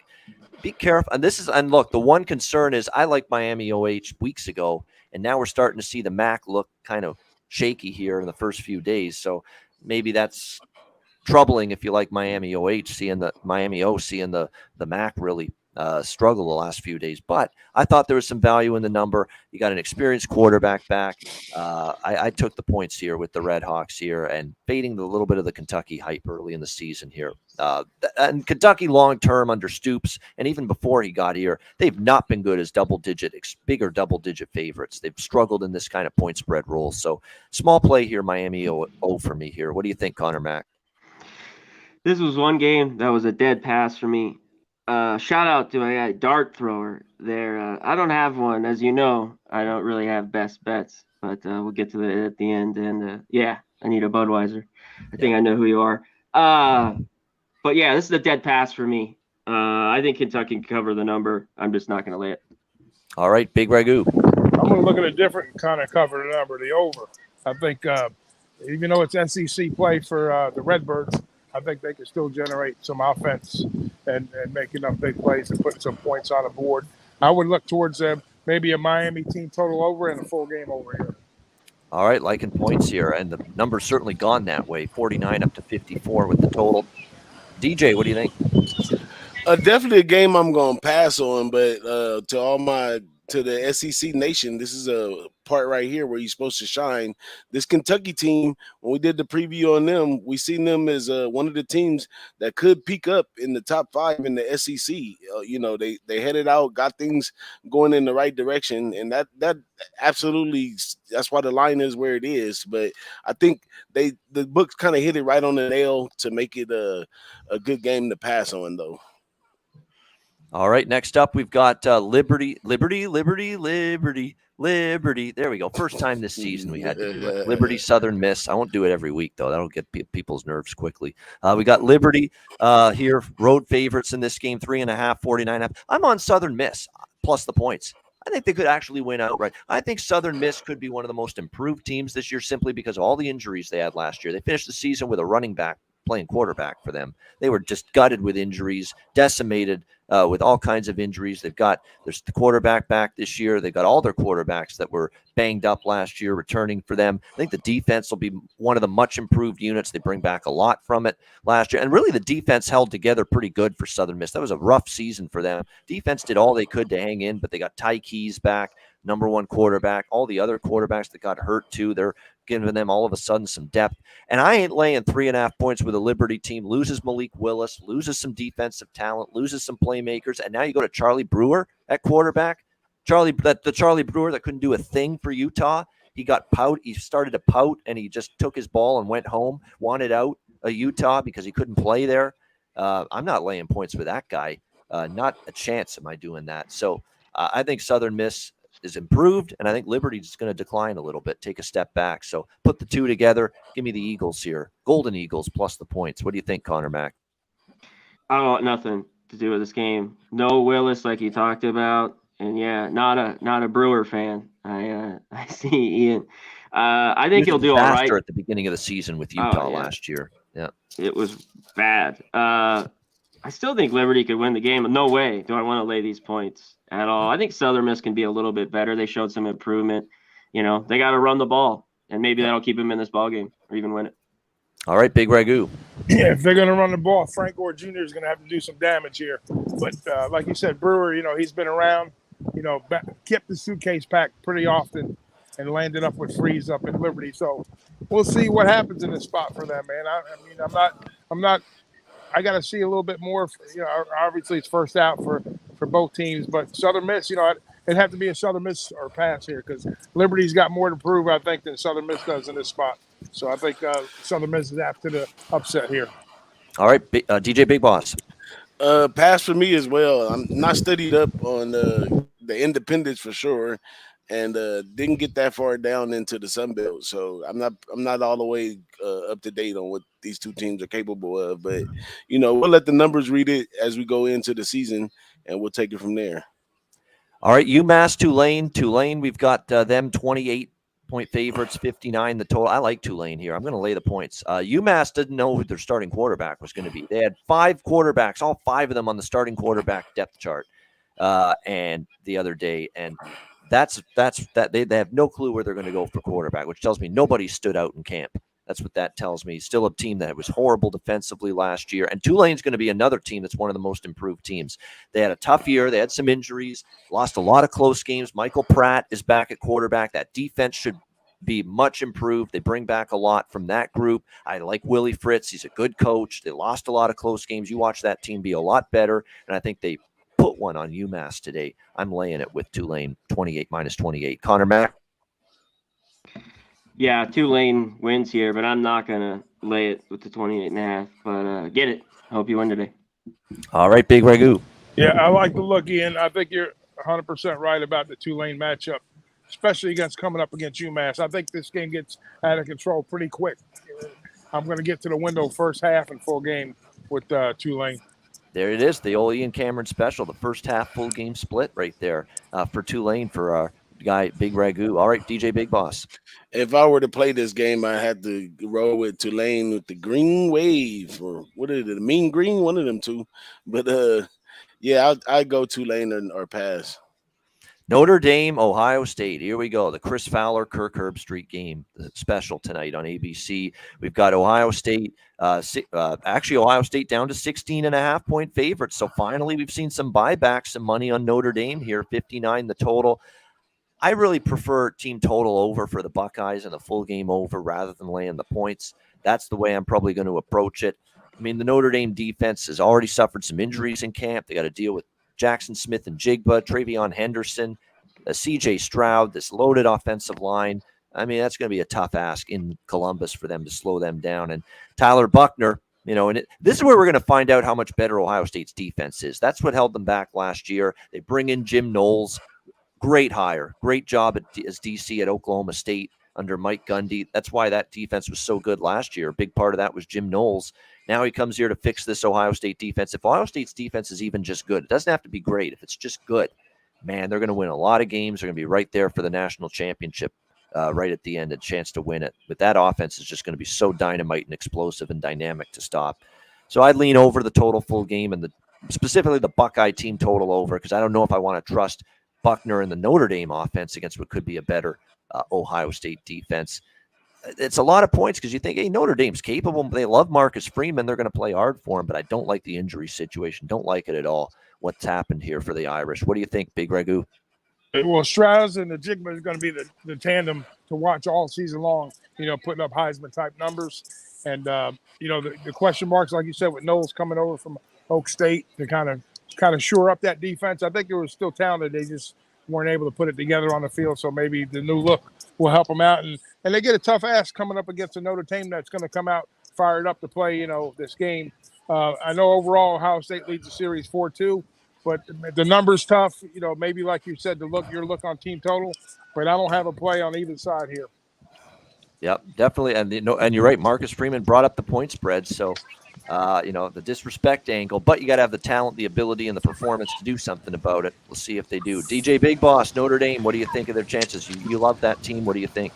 Well, I think they do have the talent and the ability to do something about it. And I think Marcus Freeman, we might be entering the age where the coaches are in tune with the sports bettors when he says that about the line. So I'm interested to see how Notre Dame comes out to play today, period. But I see value in the under in this one because the offense that we have, even with Tyler Buchner back there, it's going to be a run-based offense. Yep. Defensive coaches usually want to develop the run first, especially in their first year. So the run is going to be very important in this game. We do have a big target in Meyer.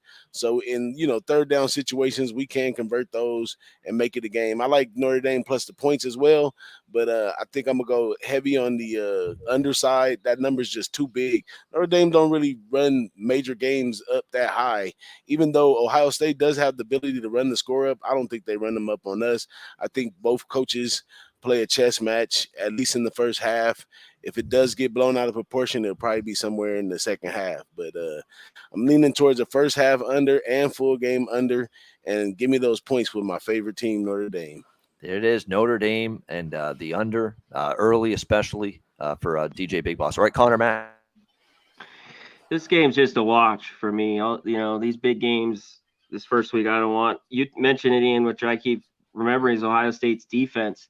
And last thing I remember is Utah putting whatever it was, 50 in the Rose Bowl. Can Notre Dame, question marks with them offense, even on their defense, which was pretty strong last year. Maybe if you like Ohio State, look team total. And, maybe look to live bet this one. And shout out, Cab will be doing this game live later today. Make sure you tune into that for sure. Yeah, all right. We're going to group these next two games together so we can we got 15 minutes. We'll get through every game that way. Georgia State, South Carolina, SMU, North Texas, and I'll throw Utah State, Alabama in there as well. South Carolina, double-digit home favorites against Georgia State. SMU, double-digit road favorites against North Texas. Alabama laying 42.5 against Utah State. I'm telling you what, I'm tempted by Utah State a little bit, just a bit, because they've got an offense that can punch in a backdoor touchdown if they're down by 45 or something. They could do it. They've got a good offense. So that does concern me a little bit about laying that much with Alabama. But will I actually bet it? Maybe not. But I do lean to a small little shot there with Utah State just for maybe they get through the back door. SMU, North Texas was impressive last week. I'm going to wait to see if they're as good again this week. South Carolina, I love South Carolina a lot this year. I think not Frank Beamer, but Shane Beamer, he's doing a good job. They bring in Spencer Rattler from Oklahoma, who's going to be extremely motivated. He feels disrespected. He feels everyone's quit on him, that doesn't believe in him being a big-time prospect at the next level. That's something that I think he's going to spur him on to try to play his best this year for South Carolina. But I like Georgia State as a team as a lot. So I'm not betting South Carolina this week, but they are on my radar to be a bet-on team moving forward, South Carolina. So that's where I stand. Don't have much on either of those games, to be honest. Let's throw it at Big Ragoo. Georgia State, South Carolina, SMU, North Texas, Utah State, Alabama. Yeah, Georgia State, good quarterback play out of Darren Granger. They have a solid running game. I think this game will be dicey early, but South Carolina pulls away late and covers the number. It'll be close in the first half. SMU, they enter a new era. Les Sonny Dykes at North Texas off a good effort last week, just to kind of come back in interstate rival, a lower level game. No interest there. And then Alabama, Utah State, what can we say? What they looked they didn't look too good last week, and they got to come back and play Alabama this week. So it's a doormat type of game. We're going to roll with Alabama in the first half like we always do. That's the only play of those three games. 28 with Alabama. That's all right. We'll try it one time and see what happens. That's right. The fear I have with that is they've made a significant adjustment with those Alabama first half lines. We'll see if that's the case here. All right, Big Boss, what do you think? Those games. Yeah, now Alabama, I lean the good old faithful Alabama first half too, but not getting to the window with it. As far as SMU and North Texas beat a UTEP team that I don't think much of, so there's not too much I can do going into that one. And like you say, SMU coming into a new coaching area, who knows what they're going to bring. And I do like South Carolina. I like what they're doing over there with Rattler and all that good stuff. But I don't know. The number's kind of huge for the first week out against a Georgia State team that can run the ball. You know what I mean? So they could take up some clock and keep you away from that number. So I have to pass on all three of those, but that's my takes on them. All right, Conor Mac, South Carolina game, SMU game, Bama game. What do you like? Yeah, I don't have a ton in these games, but you mentioned it, boss. Georgia State brings a ton back, and I think they can run it. Initially, I wanted to look at this under, but I still think there's points in that game, so it's just the lean. SMU North Texas should be a ton of points. Can North Texas do enough here? It's double-digit home dogs. I lean that way, but I'm not there. And I'm with you guys. Yeah, the number is huge. To me, it's Alabama first. I mean, UConn ran all over Utah State. But I agree with you, Ian, the back door, I think Bonner, they could get a couple touchdowns there. We know how Saban, as soon as they get the lead, pull off the dogs, and it ends up 49-7 or whatever. You know what I mean? So, yeah, maybe full game, they sneak in the back door there, Utah State. All right, lightning round. Rapid fire time for the last. We've got 7 games left, including the Sunday game, the Monday game. Memphis, Mississippi State. Mississippi State 17-point favorites, 57 the total. Over. I think there's points. I like Seth Hennigan. I think he'll move the ball. I think Will Rogers in this offense now, third year under Mike Leach. They're going to have a big year offensively. I think we'll see points in that game. Give me the over, 57. Memphis, Mississippi State. Conor Mac, what do you like there? I like Mississippi State here. The number's a little bit big, full game. I kind of like them first half. And I just don't know. With Memphis, they're surprised. Last year's game was close, I remember. But week 1, Mississippi State should take care of business. So it's just a lean with them to cover here. All right, Big Ragoo. Yeah, Mississippi State team total over full game. There you go, team total over. All right, DJ Big Boss. I would play Mississippi State or nothing. Leach gets kind of Leach peaks a lot of times when you don't expect it. So it would be that or nothing for me. And I don't think Memphis is trending in the right direction under Ryan Silverfield. I think that program's gone down since he's been the head coach. So I lean Mississippi State too. I just did the number's gone. I mean, they opened as low as 8.5 in the spring, and now they're 17. So that's why I can't bet it now. It's just too much of a move. All right. Louisville, Syracuse, good ACC matchup, ACC conference game to start the season for these two teams. Louisville, 5-point road favorites, 55. I like the over here too. I don't get why the number's coming down. Louisville's hung a big number on Syracuse in the past. And I think Robert Anae, the new offensive coordinator for Syracuse, remember, he comes from Virginia. Look what he did with Brennan Armstrong in that Virginia offense last year.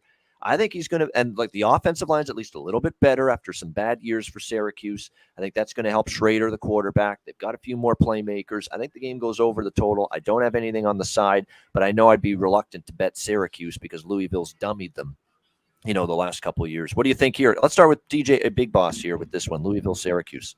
I like Louisville. I think there's some real gamers, but they have games where they just play flat sometimes, and then they play really exceptional. They can play at all different levels of the game. So in this one right here, they lead the edge in the history of the matchup, and I like them. Syracuse got a lot of moving parts, a lot of things replaced on there. I also lean over in this one too because it's going to be a lot of passing in this game, especially once one team get behind. It'll be a throw-all story. So I like the over in that one, and I lean Louisville. Yeah, and of course, Fast Track, of course, it's not the Carrier Dome. They renamed it some other sponsor, but you know what I mean, the indoor facility there, Syracuse. All right, Conor Mac. Yeah, it's not easy to win there, but they've done it. You guys seen the score since back to 2015? Oh, yeah. It's unbelievable. 41-3, 30-0, 56-34, 54-23. I mean, it's Louisville or nothing here. I think they can cover. Even though it's tricky, this number's there for a reason. All right, Big Ragoo. Hey, there's going to be a ton of offense here, so I would look towards a prop maybe with Cunningham or the running back for Syracuse, Tucker. So check some props out on offense in this game. All right, UL Monroe, Texas. Texas laying a massive number, obviously, 37, 64.5 the total. I'm passing. Maybe a Texas team total over. Quinn Ewers could be really good, the new quarterback there, transferred from Ohio State. But Texas does have Alabama next week. Be careful. But Monroe's not good enough for me to trust them. Easy pass. Conor Mac. Yeah, this is a pass for me. I mean, I don't even want to lay Texas first half or anything team total. This is just a watch.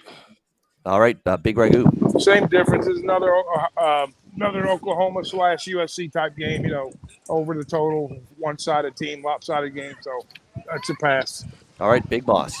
Same thing here. Pass all the way around the table for us. All right, Boise State, Oregon State. Good matchup in the late night hours here. Oregon State 2-point home favorites, 55.5 the total. I think Boise's going to be good. Bachmeier's back. Defense is loaded. Better defense with Andy Avalos there. Year 2 now. I think offensively they're going to be improved. Defense good. But I like Oregon State a lot. Jonathan Smith's done a great coaching job. They're at home. They've been good at home. They bring back Chance Nolan, their quarterback. They lose the big running back, but the O-line's got experience. The defense improved a lot last year. Great game. 2 very good teams. I lean Beavers, though. I just like the way Jonathan Smith's running that program there. Great job he's doing at Oregon State. They've got life again. They're a solid program again, and I never thought that would be the case at one point with Oregon State. What do you think, Conor Mac? Yeah, I liked Oregon State, and where I like them is at home. The last few years they played really good football. A lot of people think Boise's back, and they could be really good this year. I'm not so sure. I got to see it. This game, I'm going to bet later tonight. I lean Oregon State. We talked about it on Monday. I thought this was up to 4, maybe. I know it's 2 now. It opened 2.5. Maybe it went up. I think as long as it's under 3, because that's the only problem. I hate laying points with Oregon State, even at home in this short number. But it's them or nothing here. Beavers. All right, Big Ragoo. Yep, I agree. All the way around. I think Oregon State at home under a field goal is a good look. But if this game was on the blue turf, it'd probably be 3 points the other way. So either way, I think it's going to come down to field goal. I'm not going to play it, but I think Oregon State's probably the right side. All right, DJ Big Boss. I'm on Boise all the way right here. Even though I don't feel Boise's going to – I don't even think they're going to win the Mountain West. I think they're going to compete well, but I don't think they're going to get over the hump. But given right preparation, Brockmeyer coming back, Andy Avalos, fully taking control of the team at this point, and their mission is to win the Mountain West this year. But they do well outside of conference, especially early in the season, like game 1 and game 2. They do well, out of conference right here, and here they are in the Pac-12. Mountain West gets money in the Pac-12. These teams are probably physically not that far apart from each other. I don't got a map in front of me, but same crowd over there too. So I don't see anybody traveling bad or anything right there. I think it's going to be a good competitive game, but I lean on the Boise State side. All right, next up we've got Kent State, Washington. 23-point favorite, 60 the total. I think Washington's going to be better this year. I mean, Jimmy Lake was a disaster. They had to get rid of him. Terrible job there. What a disaster season last year. But they bring in Kalen DeBoer, did a great job at Fresno State. They're also probably going to play faster and a little more explosive offensively this year. So I like the over in this game with Kent and Washington. And Kent State plays fast. Sean Lewis and that offense. Now they lose Crum, the quarterback. He's now in the NFL, but they're still going to play fast, the same Kent State's type of offense. I think you could see this game get over the total. I think Washington will be a much improved offensive team. The one concern is new quarterback for Kent State, still a very good Washington defense, but I think there's going to be enough pace both sides. We could see an over here, Kent State, Washington. Conor Mac. Yeah, I want nothing to do with this. Question marks with Kent State, like you mentioned, and there's no way after seeing Washington last year, I'm going to lay it, even against Kent State, these points. Yeah. So, I like the coach so much. I would actually lean Huskies to lay the points and lay a beating here on Kent State because I really think that coach is going to improve them a lot and a much better situation for Washington this year. What do you think, Big Ragoo? I think if you like the over, it correlates with Kent State because they run the offense pretty quick. And this game's got backdoor written all over it in my book, but I'm not going to get involved. But Washington comes away with the win, but whether they get to the numbers, is a different story. And another chance at redemption for Michael Penix Jr., who's going to be the quarterback for Washington. Injuries all the time with Indiana, but we know there's talent there. Change of scenery, maybe it'll do him good. DJ Big Boss. I lean with Washington because Washington, they secondary usually holds up pretty tough, but I think they lost one of their coaches over there, and so I don't expect that secondary to be the same this year. But I still expect them to be tough. With Kent State coming with the new quarterback, they could put the pressure on that guy, and they probably could cover that amount of points. But I'm gonna stay off. All right, last game for Saturday, the bailout special, the overnight special, the midnight special. Let the betting winners shine on me. The midnight special, Western Kentucky and Hawaii. We've got Hawaii here, or Western Kentucky rather, 16.5-point road favorite, 67 the total. I think it's high scoring. Hawaii's playing faster with the new offensive coordinator Ian Shoemaker under Timmy Chang. Western Kentucky still plays fast, even though they have a new quarterback, Austin Reed, taking over from Bailey Zappi, who's gone. I think it goes over the number on the island, and Hawaii's defense is horrible. We saw that last week against Vanderbilt. Look, I can't take Hawaii. There's nothing that could get me to take Hawaii. It's a horrible situation that Timmy Chang inherited. We saw it last week, but think of this from a value standpoint. You were laying 6.5, 7. It closed at 9 with Vanderbilt on the road last week. Now you're laying 16.5 with Western Kentucky on the road here. I mean, from a value standpoint, it looks out of whack to me. Conor Mac, what do you think? Over. Points, period. All right, Big Ragoo. I'm going to be on team total over Western Kentucky. DJ Big Boss. I think I'm gonna talk to my doctor. I think I need a prescription for Hawaii overs for this season right here because I think it's gonna be like high school ball over there that's going over. Yeah, I agree. All right, to wrap it up, we've got the Sunday and the Monday games. We'll group them together. We got Florida State, LSU.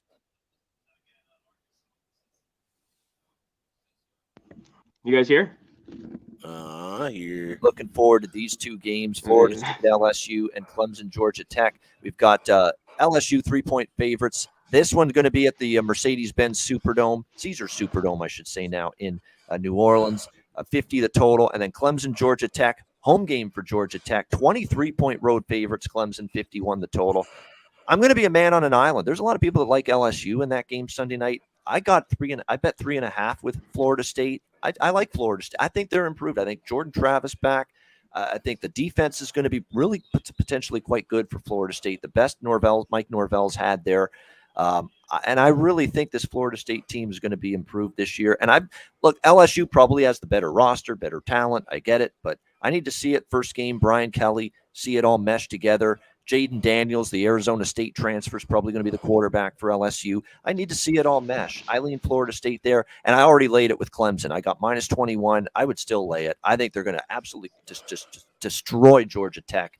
Jeff Sims has been there at quarterback for years. He's never gotten any better. The defense is horrible. Jeff Collins is on his way out. This could be the best Clemson defense in years.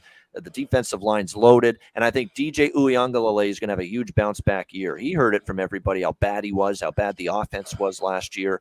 I think you're going to see DJU and that Clemson offense bounce back strong. I think they wipe the floor with Georgia Tech. on Monday night. So there you go. All right, Conor Mac, Florida State LSU. Yeah. You'll be doing the live stream for that Sunday night right here on Pub Sports Radio, and also Clemson, Georgia Tech. Clemson, first half. I like their team total. I'll be on them some way, like you just mentioned. But the other game, I'm leaning LSU. It has to be under 3. I think this game could be close. I'm still really looking at that game hard, but I'm leaning LSU there.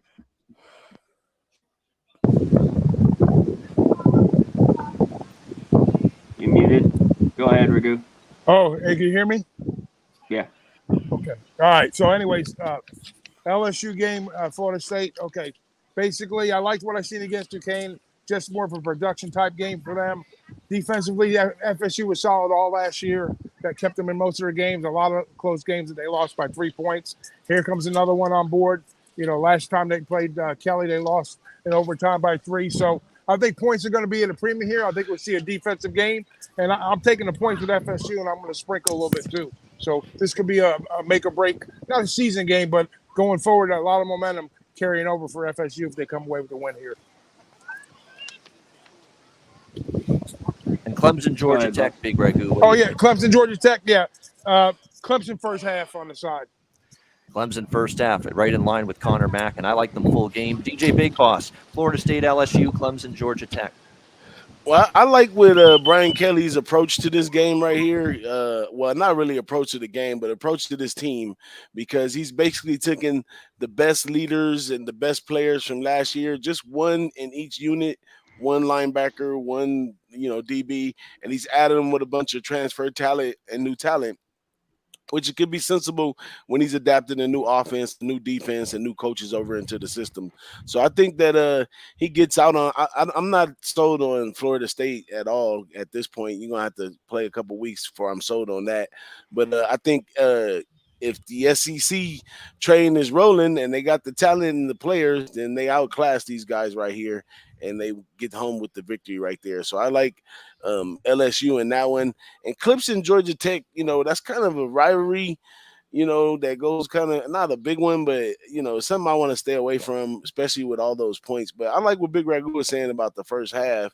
I think Swinney's going to try to bounce back right here. I mean, it's either bounce back and show that you still got it, or you're going to be just dwindling in the past going forward. So I think that this year, the ACC as a whole needs to step up, and it starts right here with this matchup. All right, so we all pretty much like Clemson to have their way with Georgia Tech Monday night. There you go. That is the college football card for this first full week of the season, Saturday, September 3rd, and the Sunday, Monday games. Hit the like button. We appreciate everybody in the chat. Too many people to name, but we appreciate all of you tuning in. We got best bets coming up to wrap up the show, but first, we've got some commercial messages to take care of. Manscaped, Southtown 101.